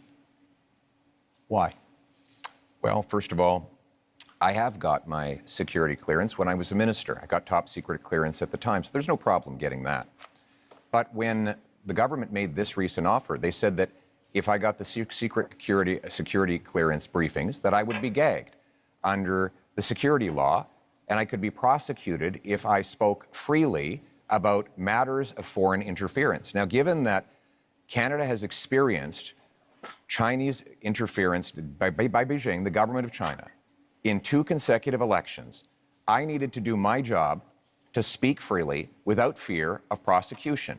And that was not something I would be allowed to do. Even Thomas Mulcair, the former leader of the NDP, said that when he was the leader of the opposition, he never would have accepted the kind of gag order that your government and Mr. Trudeau's government was attempting to impose on me. And it's good that I'd made that decision because it has allowed me to speak freely about things like the case where one of your candidates, sir, actually said that he wanted to send a political opponent to China under a bounty threatening his life or imprisonment, and you refused to get rid of him. Now, it might have something to do with the fact that you went to China not long ago to get a $250 million loan for your company. But the reality is, you refused to stand up for a Canadian who was being threatened by a foreign government. And I was able to speak freely on that matter because I refused the gag order that the Liberal government attempted to impose on me. Well, there's a couple of interesting things. I think people at home have seen a robust debate here, and it's been a robust campaign, and it has not stopped Mr. Blanchet or Mr. Singh at times during his campaign by making challenges with respect to these issues. So one can address it. I will observe, as someone with the top secret security clearance, that China is not the only country that is accused of foreign interference. And gentlemen, that is time we'll leave for it this at segment. That's our time. Now, closing statements are still a few minutes down the road, so we have a little bit of time for some quick hit Q&As for each of you right now. Short questions, 45 seconds, please, on the answers, and we're going to go left to right as I look at you right now. Mr. Poilievre, you get the first question. To the best of my knowledge, you have not offered a hard timeline, as the other parties have, to meet Canada's NATO commitment of 2% spending on defense. When would you hit that target? My aim will be to 2030. That said, when we renegotiate our trade deal with the U.S., I know it's their priority to see us increase our military budget. One of the things I will say to the Americans is the more free trade, tariff-free free trade we have, the faster we can rebuild our military in Canada and reassert our sovereignty. And we will use that money to have heavy icebreakers in the north, Poseidon aircraft, fighter jets, a new base in the north, double the Arctic Rangers, fill the vacancies in the armed forces, and rebuild the warrior spirit that characterized our military since the birth of our country. We will rebuild our forces, and we will stand behind our veterans. Thank you, Mr. Poilievre. Mr. Carney, your question. You have cut both the consumer carbon tax and the capital gains tax increase that you inherited from your predecessor. Is that an admission that the Liberals made life less affordable for Canadians? I think let me give you the rationale behind both of those changes. First, with respect to the consumer carbon tax, in effect, it become too divisive for Canadians. Canadians received rebates. On the whole, they received more than the tax actually was, but some had represented that it was a tax without a rebate. It became divisive. It didn't serve its purpose. It made a relatively modest contribution to overall climate goals. I got rid of it. First act, made Canadians whole. Secondly, but with respect to the capital gains tax, it's come up again, I'll be quick. This is a fundamental issue. We need to build this country. Builders, innovators, entrepreneurs need to be rewarded. That's why I brought it back. And that's time. Thank you. Mr. Singh, would you change the existing cap on immigration? I've said that the level of immigration, first of all, we need immigration. It's fundamentally important to our country. And we speak to any small business owner, you speak to people here in Quebec, you speak to farmers. It's fundamentally important. A couple of things, though, we know we need to be able to set the amount of folks that we welcome to our country at a level that it meets our needs. So I would ensure that we've got an expert panel that makes that determination based on our economic needs. We also know that we should be very clear that the lack of investment from Liberals and Conservatives resulted in the fact that we have a shortage in housing. That's something that we've got to fix. I should also point out that if you are worried about the cuts being proposed by Liberals and Conservatives, vote for New Democrats. We'll fight back to protect Canadians and make sure that we've got the right immigration levels. Thank you, Mr. Singh. That's time. Mr. Blanchet, Quebec, I believe, is now the only province with a carbon tax. Do you think that's fair? It's not entirely true. It's not a tax. What Quebec has is a system by which we invite big emission companies, I don't know how to translate that, to reduce their emissions. If they do not, then they have to pay. It goes into a fund which is invested then in reducing emissions. Our partner is California, which makes this a huge deal about reducing emissions. This is what we do. This is to be compared to what Europe does. And by the way, Europe would impose tariffs on Canadian oil if it ever got there. We're quite proud of that. And we have to be responsible because this is much less expensive than doing nothing to fight climate change. That's time. We're going to do another set of quick hits here, left to right again, and 30 seconds this time. Monsieur Poilievre, you've previously promised to defund the CBC as one of your very first acts as Prime Minister. Is that still the plan? Yes, CBC will continue to operate as a self-funded, Canadian-owned and controlled non-for-profit that raises money like other media organizations through sponsorships, subscriptions, advertising, licensing fees, and countless other things that will ensure Canadians who still want to listen and view its content will be able to do so. And at the same time, we'll allow freedom of the press so that everybody has their voice heard and they can make their own decisions. Thank you, Mr. Carney. The next question to you, 30 seconds. Would you remove some of Canada's legal tax avoidance loopholes that companies that you have worked for have used? Look, I think that what we need to do is undertake a comprehensive review of our corporate tax system and do that on the basis of the right principles. We've got to have fairness, transparency, sustainability, and competitiveness. So we need a tax system, a corporate tax system, including being part of a international minimum corporate tax through the OECD. And that is time. Mr. Singh, the question for you is, if you hold the balance of power after this election is over, what would your price be to support another party? We've laid out our priorities. We want to make sure we bring down the cost of groceries, build homes that people can afford. I can also tell you that we would defend CBC, unlike Mr. Poilievre, who wants to cut it, and we would close tax loopholes and offshore tax havens, even though Mr. Carney didn't respond to that. And selling stocks and shares to make profits and then having less taxes on that is not hard work. And so those aren't the job creators. The people who are job creators are the hardworking men and women that contribute to our economy. Thank you, Mr. Singh. Monsieur Blanchet, kind of the same question. If you hold the balance of power in the next minority parliament, if it is that, what would be the price of your support? respect for Quebec. That's quite easy. I don't want to go against what Canada wants to do for itself, but I don't want Canada to impose an economic vision or a multiculturalist vision on Quebec, which is different in terms of language and values and secularity and equality between people. So I want to be a partner, and if Quebec is respected, Canada has nothing to fear from the bloc because we vote for what is good for Quebec. It only has to be good for Quebec. Thank you, Monsieur Blanchet. Now, we have one last question for each of you. We'll go right to left this time as I look at you. Bit of an offbeat question. Monsieur Blanchet, what is your biggest regret during this campaign? That's a very good question. I'm not very fond of regrets, I would say, but we should have started sooner to see that we had to create the environment for a deal in which Quebec and Canada would be, one bigger than the other, but partners to be stronger in front of Mr. Trump and showing that maybe nobody here is the partner to let go alone without being surveyed or controlled or supervised by a Quebec voice. Thank you, Mr. Blanchet. Same question, Mr. Singh. Your biggest regret of this campaign? Not being able to meet as many people as I would love to have. It's a short campaign, and so I can't get to as many communities that I wanted to. I think one of the honors of my job is to be able to meet people and to hear their stories, and then to take their stories and concerns and bring them to Ottawa and to fight for those people. And so I want you to know, even if I haven't made it to your community, I'm going to fight like hell to make sure that you're represented, that we never let any government cut our health care, that we defend the values that we care so deeply about. We make my life more affordable. That's my commitment to you. Even if I didn't get to see you, that's my commitment. Thank you, Mr. Singh. Mr. Carney, same question. Biggest regret of the campaign? To be honest, it's the same answer. This is an astonishing country. It is an amazing country.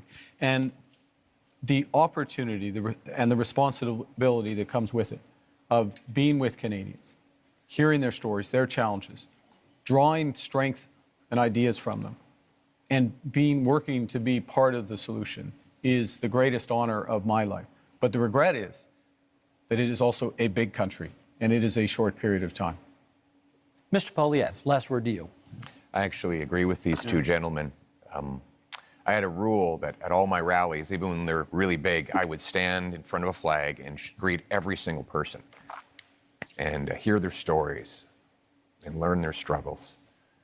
And that was always touching to me, that they would put their faith in me or in any of us. Yeah. But we've been in such a rush because we have to get off to the next event, so we haven't been able to stop and do that. And I want you to know out there, I haven't forgot about you. Thank you. Thank you, Mr. Poilievre. It is time now for closing statements, and prior to the debate, you drew lots as to which order we would go in, and Mr. Singh, you get the first word on a closing statement. Certainly, thank you.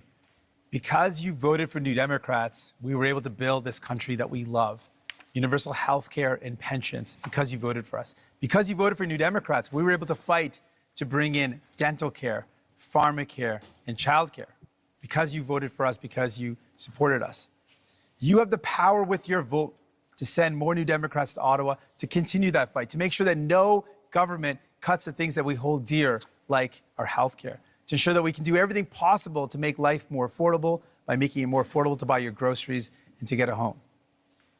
I'm asking for your support in this election so that I can continue to fight to defend the things that make Canada, Canada, the things that we hold dear, the things that make us proud to be Canadian. Thank you, Mr. Singh. Mr. Carney. We are facing the biggest crisis of our lifetimes. Donald Trump is trying to fundamentally change the world economy, the trading system.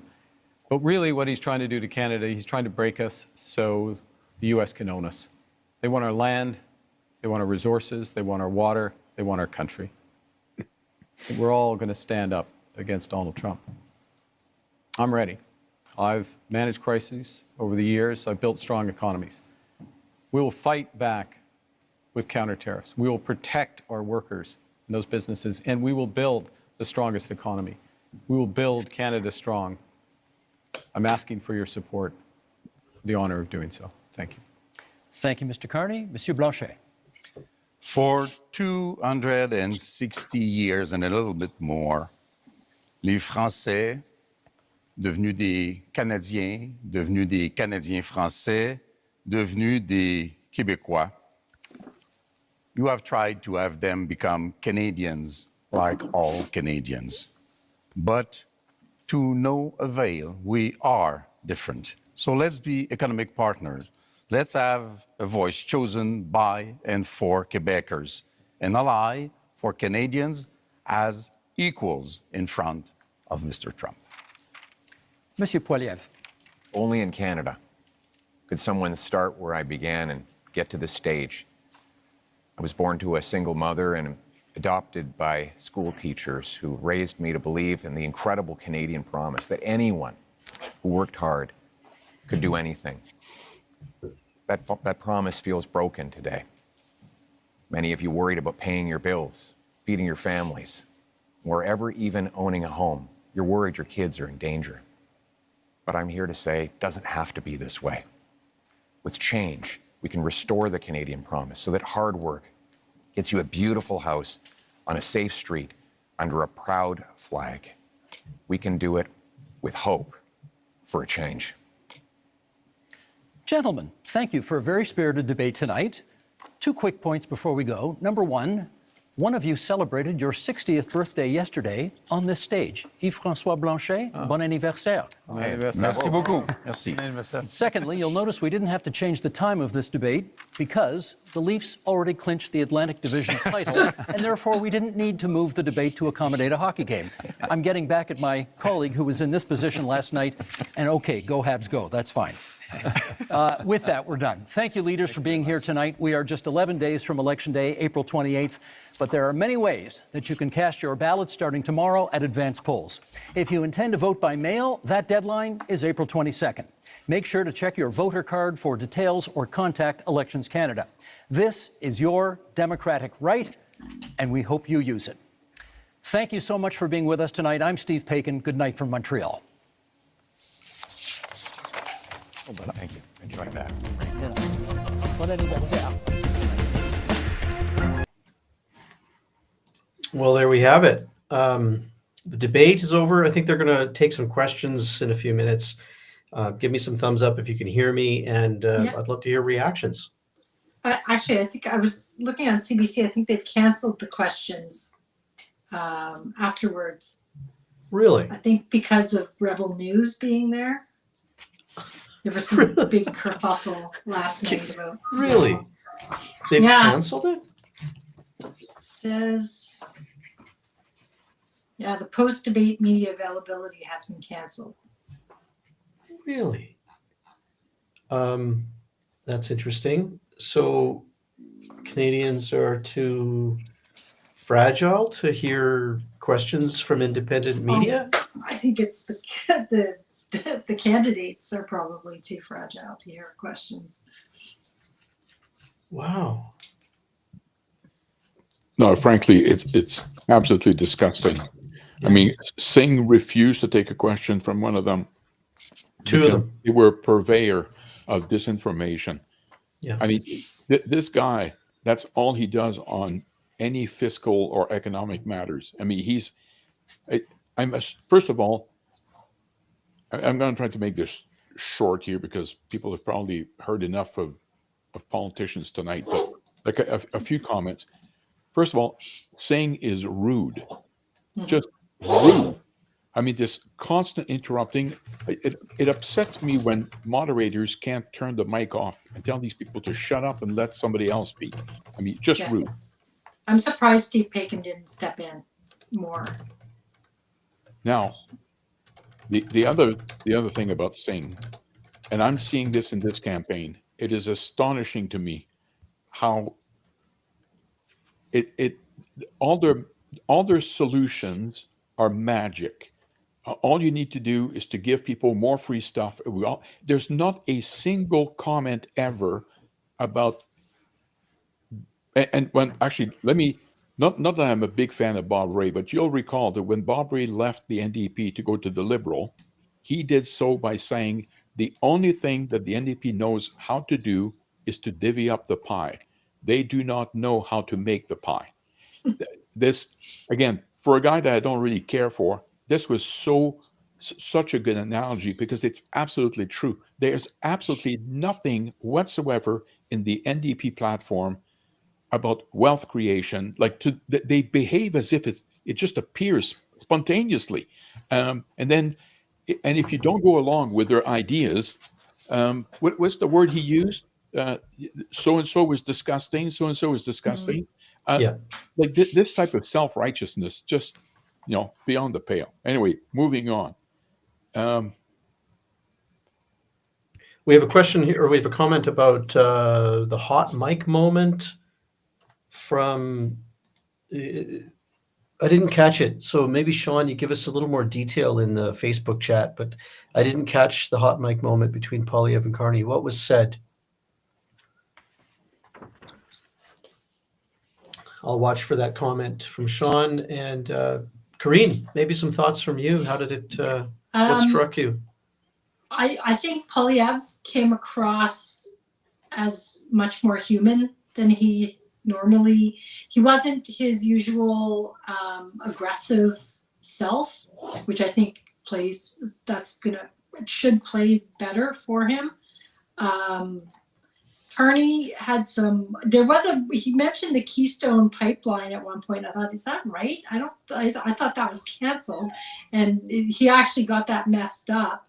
And he was also talking about 800, I think it was him who said it's $800 per visit to the dentist. And I'm like, I don't know where he's going to the dentist, but I mean, I've got, 80% coverage, but I don't think a cleaning is more than about $300, maybe 400. I would say only, sorry. Shouldn't put it that way, but he must be going to some pretty pricey dentists out there. I went to a dentist. I took my whole family to a new dentist here in Airdrie yesterday.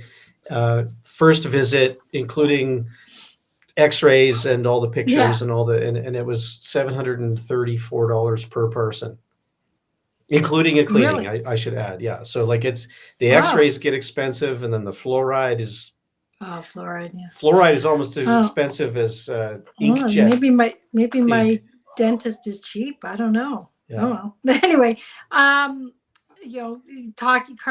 I think Carney came across. Singh goes without saying, came across terrible. Blanchet is hilarious. Like he's a character, and I almost thought he was invoking Chrétien. His accent, his speaking. I was wondering if he was trying to.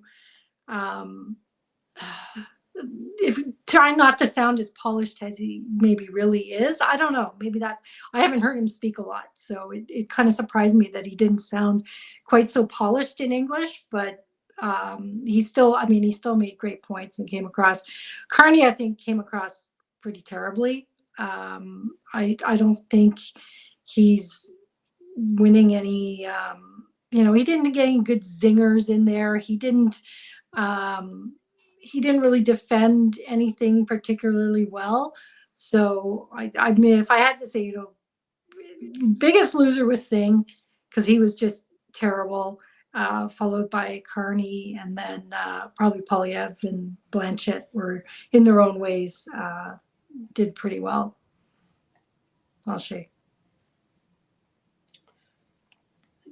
The winners, you say Singh might be the biggest loser, but think about his audience. And I think that his audience are going to be quite impressed with his performance tonight. He might have won some votes from undecided leftists that haven't yet figured out if they're going to go with him or with Carney. Yeah, I don't know. He might be the biggest winner of the night in terms of being able to shift some votes toward the NDP. I mean, there's nowhere to go for them except up, right? Because they're really tanking at the moment. So he might have won back some votes in that regard. You said earlier about Polyev being more human and kind of approachable and personable, and yet I feel like there were a few opportunities he could have been much more go for the jugular on Carney, I think tax evasion. It was interesting that way. But Blanchett, he's, as much as I totally disagree with a lot of his policy ideas and what he supports in terms of policy, he's kind of funny, and I like him. He goes after Carney for not being a good negotiator, and you're very good at negotiating in the Cayman Islands. Yeah. So I thought Carney's question to Polyev was such a wasted moment to go after the security clearance that has been, I know the Liberals, they keep regurgitating that on social media, but it's just been debunked, for weeks now. And it was a real wasted opportunity for Carney to go down that road. I don't understand. Maybe, I don't understand why he picked that of all the things he could have chosen. he gave Polyev a moment to explain it, actually. Like, Yeah. it was very, It was yeah, odd. I agree. It was a bad idea on Carney's part. It worked out very well for Polyev, as far as I'm Mhm. concerned. He was able to explain the whole thing. Yeah, I agree. That was weird.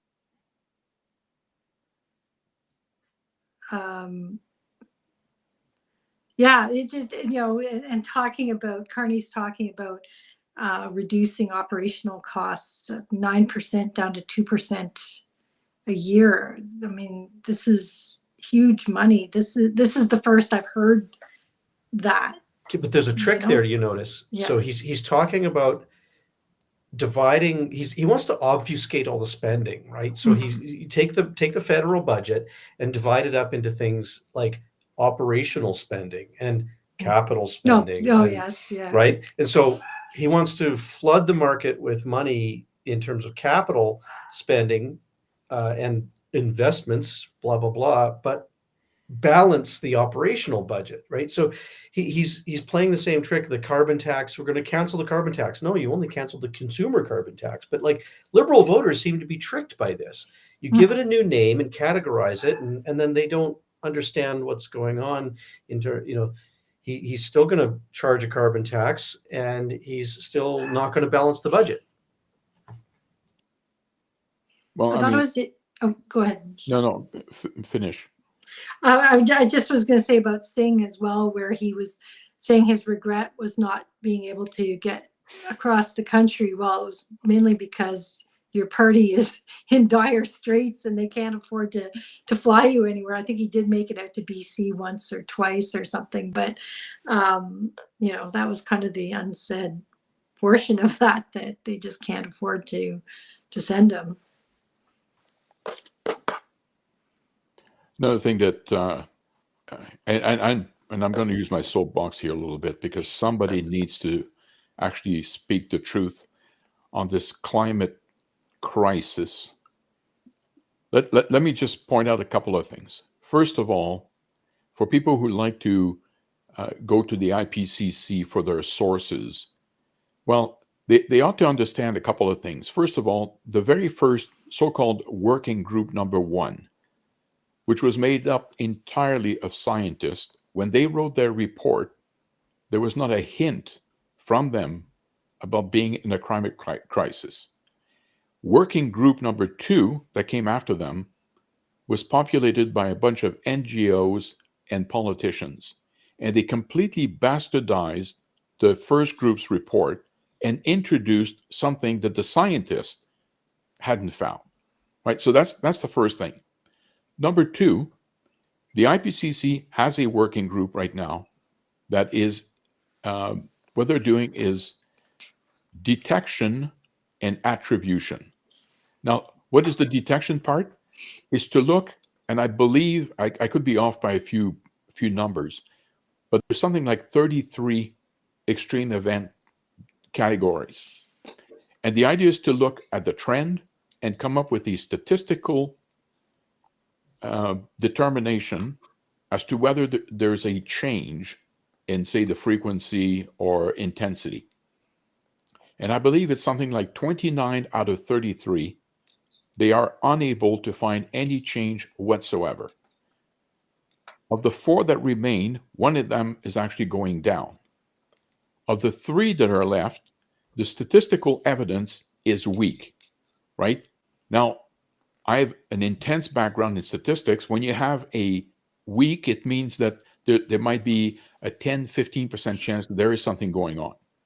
And in those cases, then the idea is to, okay, well, can we attribute this, in this particular case, to the pumping of CO2 in the atmosphere? Well, interestingly enough, of the three left, one of them is actually attributable to human action, but has nothing to do with CO2. It has to do with flood management, the tiling of farms and what have you. So the fact that they all get together and continue, I mean, Singh has the audacity to talk about children who are petrified. Well, he's the number one, and people like him are the number one reason why children are petrified, because they get fed this stuff that is actually not based in science. So just going to get that off my chest. Sing again about the healthcare that we love. I don't know about you guys, but I don't know anyone who loves the healthcare system right now. People are, 7.7 million Canadians don't have a GP. Boy, it's awfully hard to love something where you're not getting service or enormous wait times. I mean, he's just making some stuff up. Yeah, he's poking at a matter of Canadian pride, that we all love our healthcare system. It occurred to me during the debate as he was saying that because he talked about how we don't want to Americanize the Canadian healthcare system. And I was thinking, tell me one country on this planet that is trying to Canadianize their healthcare system. It's zero. Nobody is trying to mimic what we are doing here. In fact, most countries, Singapore, Switzerland, Belgium, Germany, everybody is mixing. They have a much better blend of government-run service, citizen-run service, public-private mixture, and they're succeeding in ways that we aren't. I'm so sick of this argument. Yeah. And I can't remember if any of them mentioned, recognizing credentials from other countries for doctors or, medical, people come over here on the point system because they've got these credentials, and it's not just doctors, it's engineers, it's other professions as well. And then they aren't recognized by the organizations here. So then they end up driving cabs and Ubers instead. So what are we doing? This isn't a new thing. This has been going on for decades. Not even the healthcare crisis, if you want to call it that.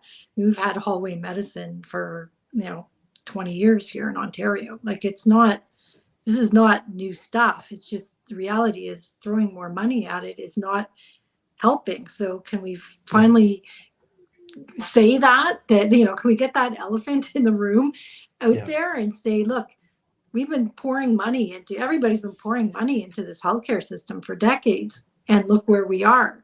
So where's the problem? I found it interesting that Blanchette sort of challenged that issue. Is like he kept saying that the federal government keeps intervening in provincial jurisdiction, and he's pointing to Singh with regard to healthcare for that reason. Singh seems to forget that healthcare is a provincial jurisdiction. Yeah. Singh himself says, we can't. What does he say? We can't be giving money without conditions. You're not giving anything. You're first taking it and then giving it back to the provinces. I liked that Blanchette challenged that whole idea. Well, yeah, Quebec's a bit different than other provinces too, right? They've got more private than any of the other provinces, as far as I understand. So, of course, he's going to be kind of, he would be saying that. Yeah, so I'd love to talk about Daniel Smith's recent announcement about activity-based funding, and I think there's lots of it's just so unimaginative that the NDP and other socialists can't think of other ways to fund and provide healthcare. The only way that they can imagine to do it is through massive taxation and government-run service. Yeah.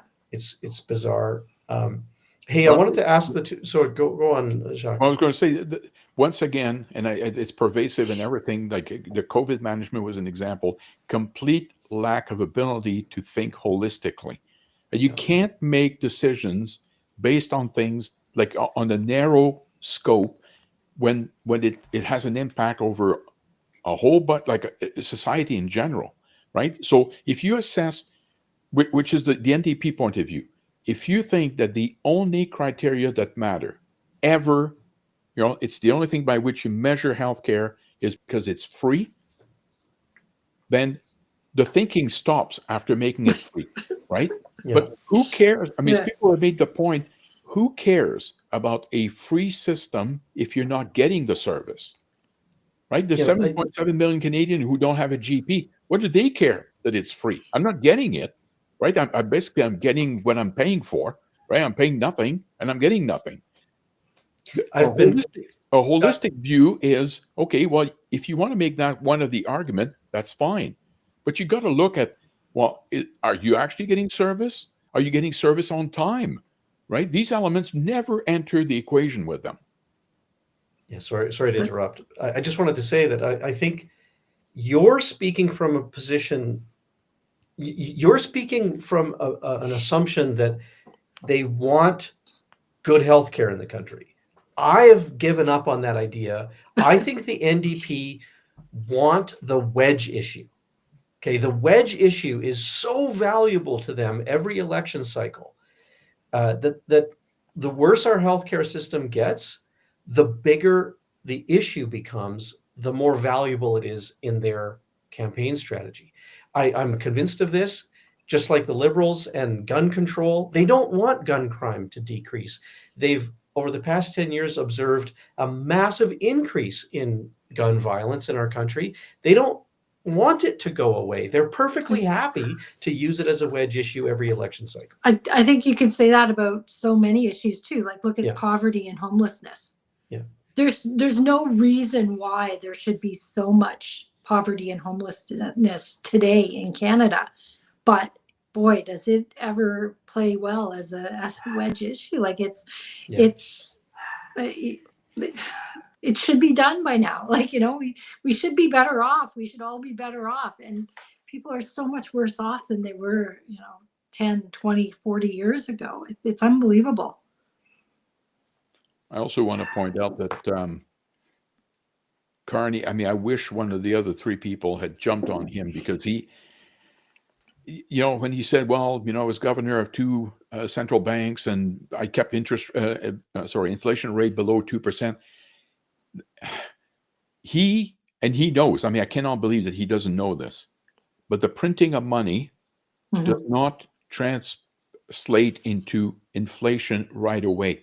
There's a delay. It's well recognized. There is a delay.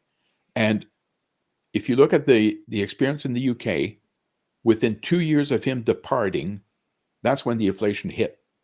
But because he was not technically the governor at the time, right, he's giving himself a pass. Like it has nothing to do with him. People better listen to our British cousins because they have been warning us about this guy. Somebody said the other day, he's very, very good at claiming association with anything that was successful, including his pitiful attempt to say that somehow he was involved in helping Paul Martin eliminate the deficit back when he was still in school, a transparent lie. But he's very, very, very quick at dissociating himself with anything that is a failure. They said he's very, very good at negotiating for himself very high salaries.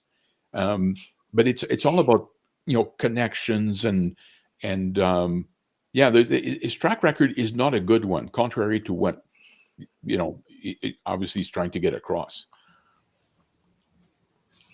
I wanted to ask both of you if you'd like to learn more about why they canceled the media scrums. And there's a video about some argument that happened.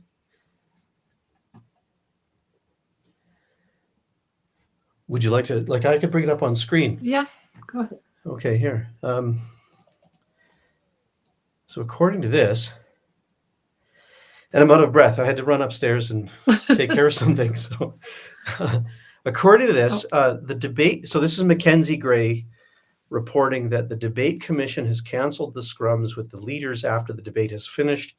Earlier tonight, there was a heated argument in the media room with Ezra Levant from The Rebel and another journalist. Now, there's more to this story. So Ezra Levant came with the receipts here. He's got a video. Yeah, nice try. Stuart Benson from the Hill Times started screaming.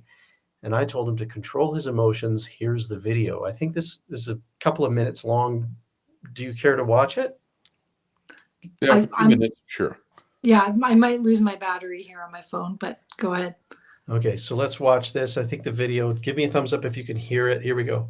And things get homoerotic / because for plausible deniability. Also, the dudes are being kind of homophobic. That's one. Do you have friends that get pretty homophobic at times? Yeah, most of my gay friends. Most of your gay friends. Do you know how much? Do you know how fast? What was it? What was the F thing he used? You say. He said, yeah. Was it fagotization? Yeah. That's run through my gay friends like wildfire. They Fagotization. love that. They love it. They love fagotization. They think it's the funniest word they've heard in a while. So Ryan Turnbull. Doing this voice doesn't actually So work. Ryan Turnbull. No, I'm not. I'm curious. What, do you just think that politicians should be off the hook for saying stuff like this? What, 15 years ago? How long ago? He was 30. Yeah, okay.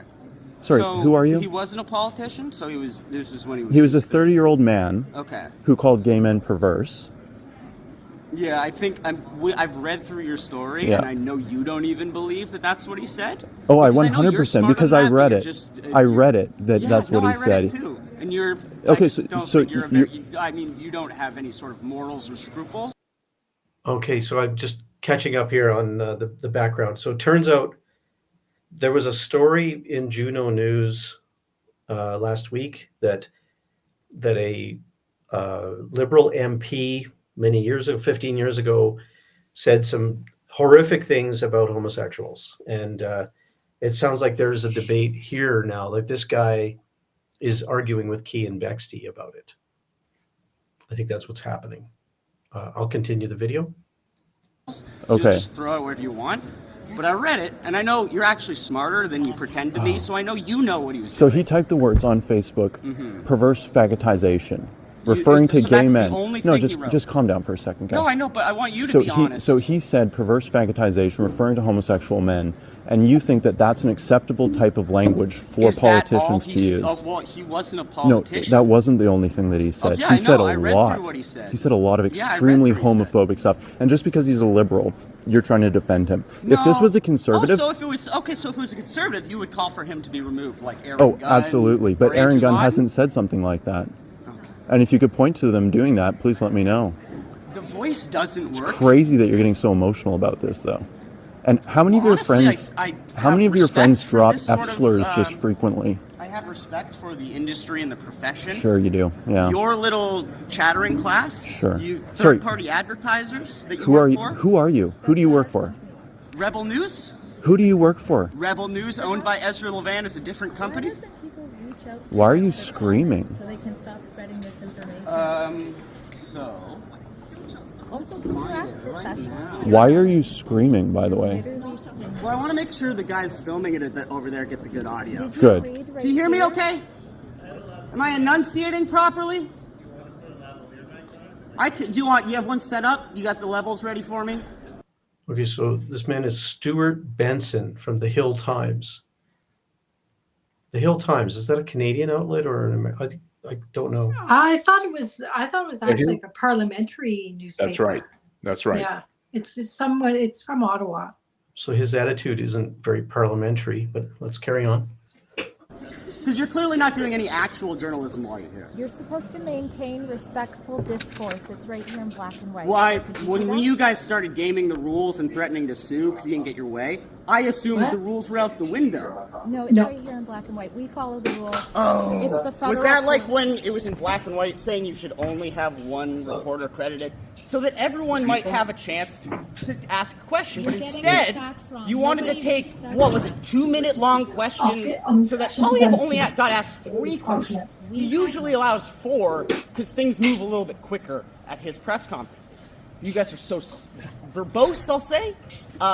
Most of us didn't get a question. And what I really don't enjoy is that everyone else here was being respectful, following the rules.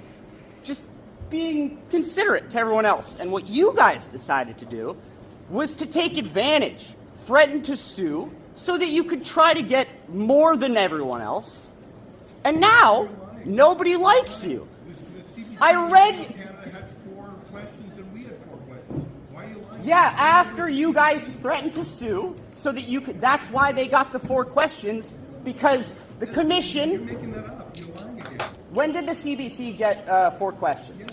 Yes, after they had already folded to you because you threatened to sue. All right. Well, that was a waste. So apparently that's the reason that they here's another video, 1 minute long. Michael Cormier from the Debate Commission says that the scrums with the leaders are canceled. Here's the reason: because they can't guarantee the proper environment to conduct the scrums. And then he walked away without taking questions.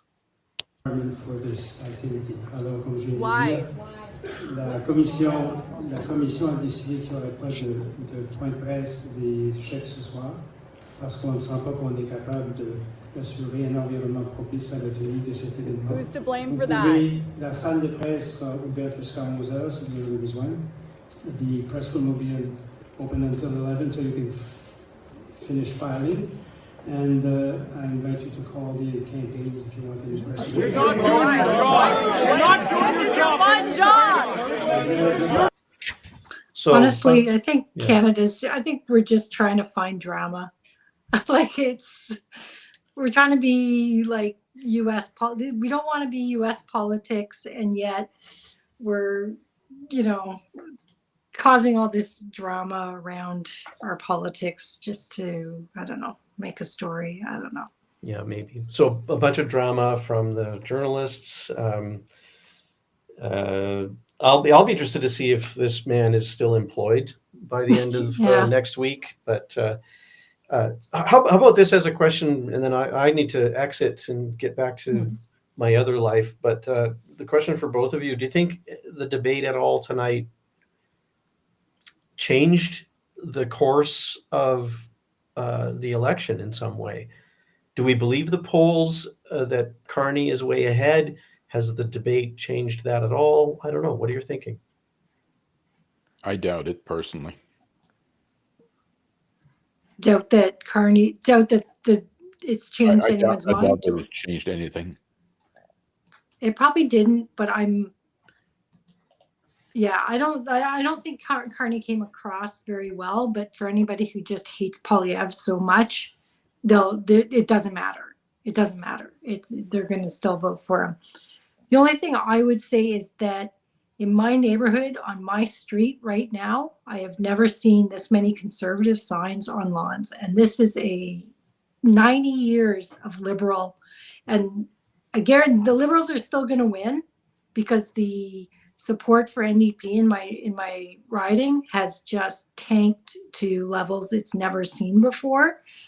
But I can't believe that my riding has this many on lawns. I mean, they've got signs everywhere too, but to actually see conservative signs on people's lawns in my riding is absolutely shocking. I mean, I see, independent media that I like. I understand where they're coming from, but to me, they're grasping at straws, like trying to find the smallest hint that things are turning. And I read the bio of the guy who runs Canada 338, and to give you an example of I think the type of integrity. I mean, he says I'm completely neutral.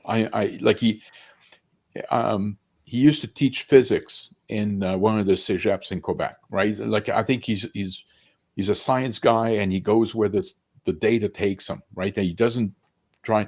And he said, like what they do is that they aggregate a whole bunch of polls, but to his credit, and it sounds like he means it.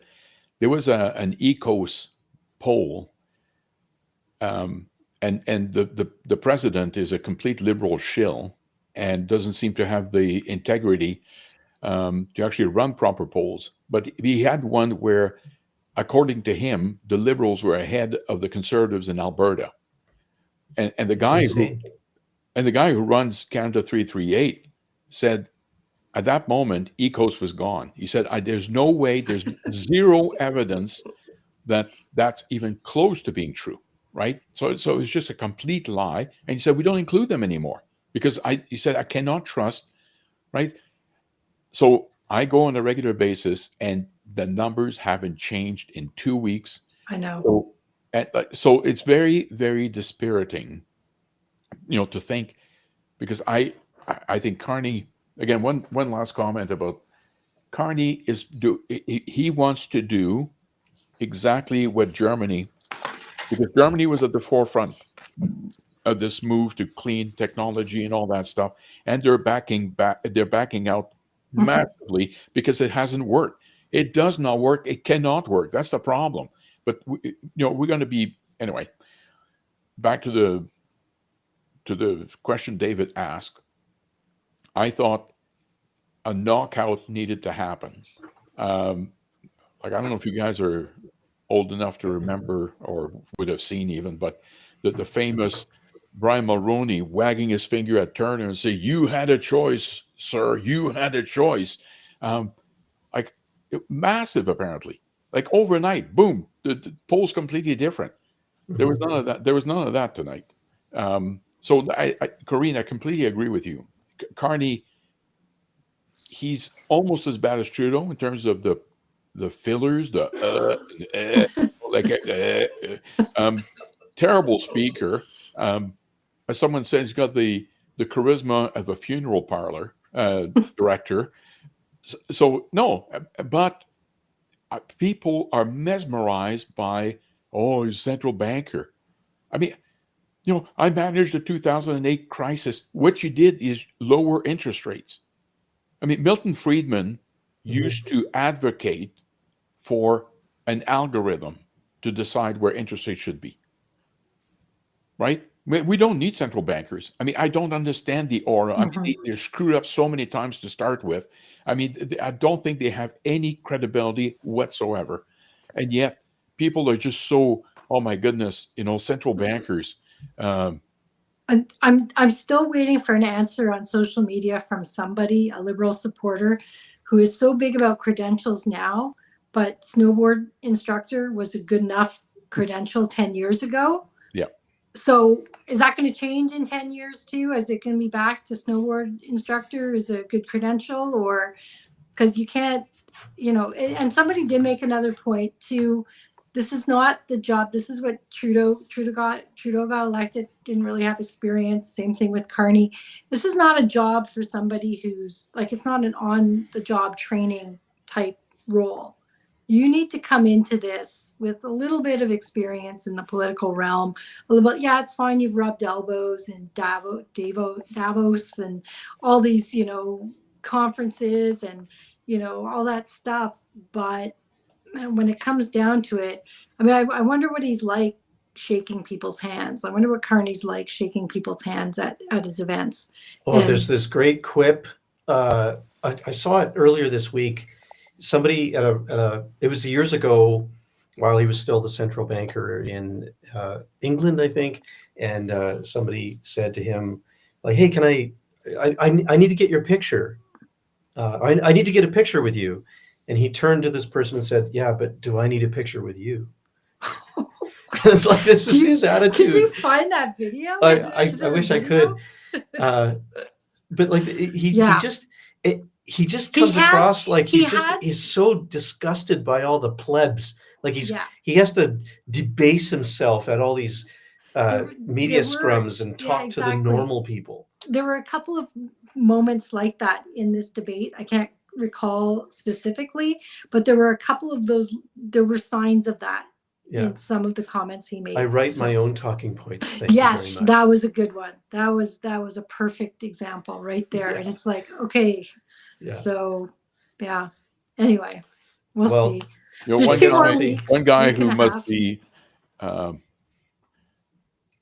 second guessing massively is Singh. I mean, if he had brought down the Trudeau government, oh my God, he would be forming the official opposition. The Greens, they're all big losers out of this. Those three parties are all the big losers. Like the Greens didn't even get to go to the debate this time. Oh my God, this is hilarious. This is wonderful. So it's, oh yeah, they were so determined not to let the Conservatives win.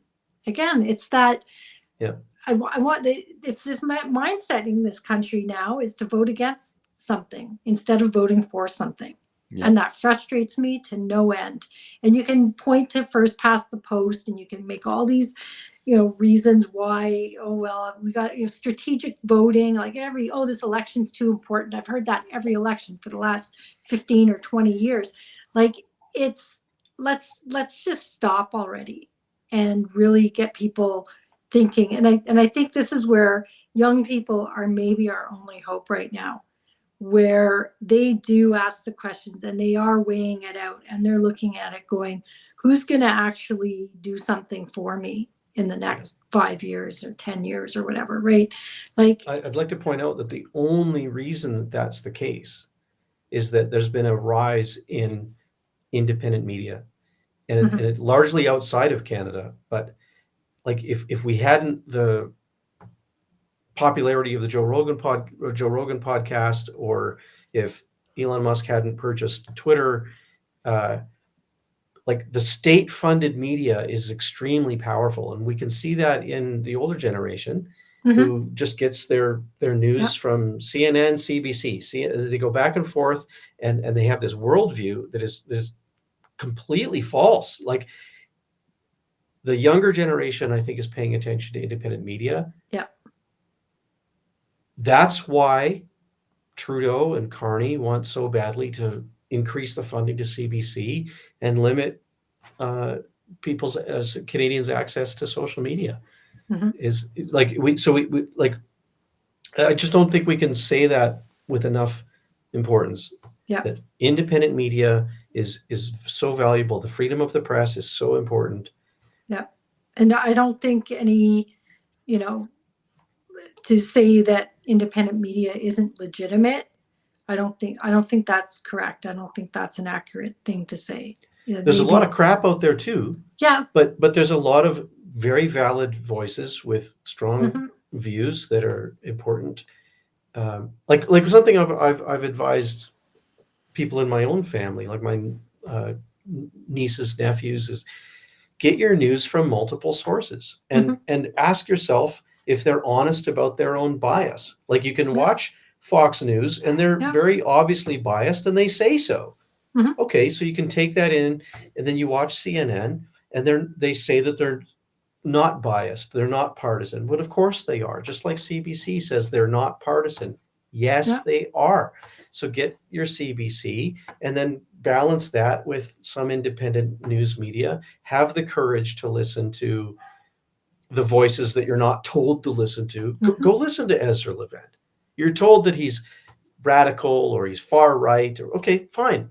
But take it in and then balance that with other information that you're getting. Yeah. Or go directly to the source. Go listen to Polyev at his rallies. Go listen to the recordings of Mark Carney at his rallies and take it from the source. Yeah. Yeah. And then hang out with us at the Libertarian Currents and get it from Jacques Boutreau, the source. But that's important. Yeah.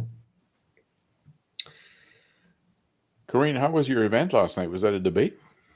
It was. I was saying to David before we started that. Sorry, Monday. It was very humbling. It was really humbling because and you always end up at an event like this where it was a roundtable event where you went around to different tables where people were asking questions and you were responding to them. Then you moved to the next table and then there was some questions and answers and all that stuff.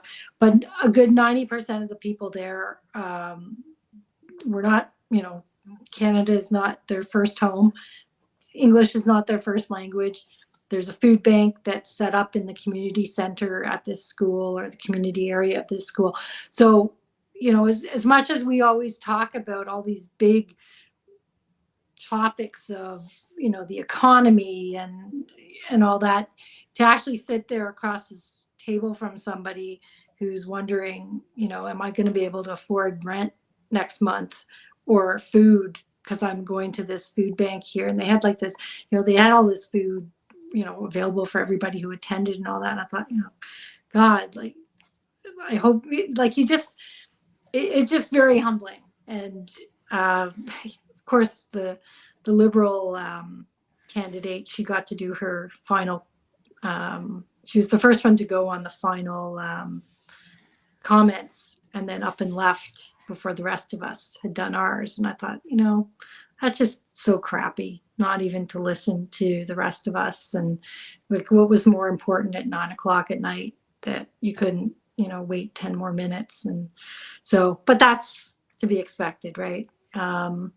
But that's the only thing. I was invited to the Rogers debate last week, but it was the day before, and I was busy with work the next day, and I wasn't going to be able to make it. So I've had almost nothing. Like, I've had a few emails to me.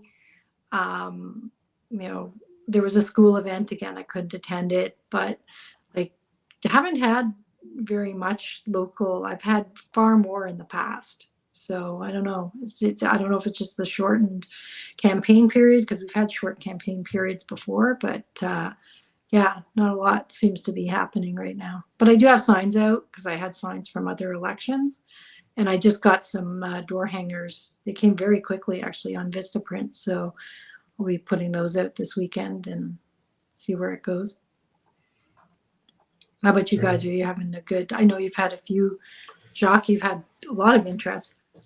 Oh, I'll tell you, I don't know if it's this particular region. My theory is that you get to the country and these things are a form of entertainment. Like, believe it or not, by now I've had one television interview, one radio interview. I've had 3 debates. I have a 4th one on Monday. I've had other invites that I've had to turn down because it just was not possible for me to attend. It's a big show here, and That's good. And they do make a point of making sure that all candidates, like, to them, all candidates is all candidates. Yeah, that's good. But it was funny with the Sarnia Observer, because when the guy found out I was the leader of the party, he said, "Wow, we have the leader of a federal party in here? Like, this hasn't happened since Mackenzie something or another in 18 whenever." So now he decided to do a feature on me. So nice. Yeah, it was a good article. I read that. Yeah. Here in my riding, I went to a school by invitation because they're doing a module about the election. It was interesting to hear questions from grades 5, 6, 7, 8, I think. Next week, there's a debate hosted by the local Chamber of Commerce. It's an online debate, so I'll see if I can share a link or record it. I was in an interview with the Cochrane radio station. It was a voice interview that then they published as a print article. So there's some interest. I've had a lot of questions come in to my inbox from various special interest groups that want to know my stance on this or that. Yeah, there's a lot. There's a lot of that, and it's I enjoy those things. So other than that, there isn't a lot of activity. Other than the one debate. I've had some donations that are much appreciated, and I'll use those funds for travel, fuel to get back and forth from Erie to Cochrane, and maybe some print material. But I fully expect that the Conservative member will win in this riding.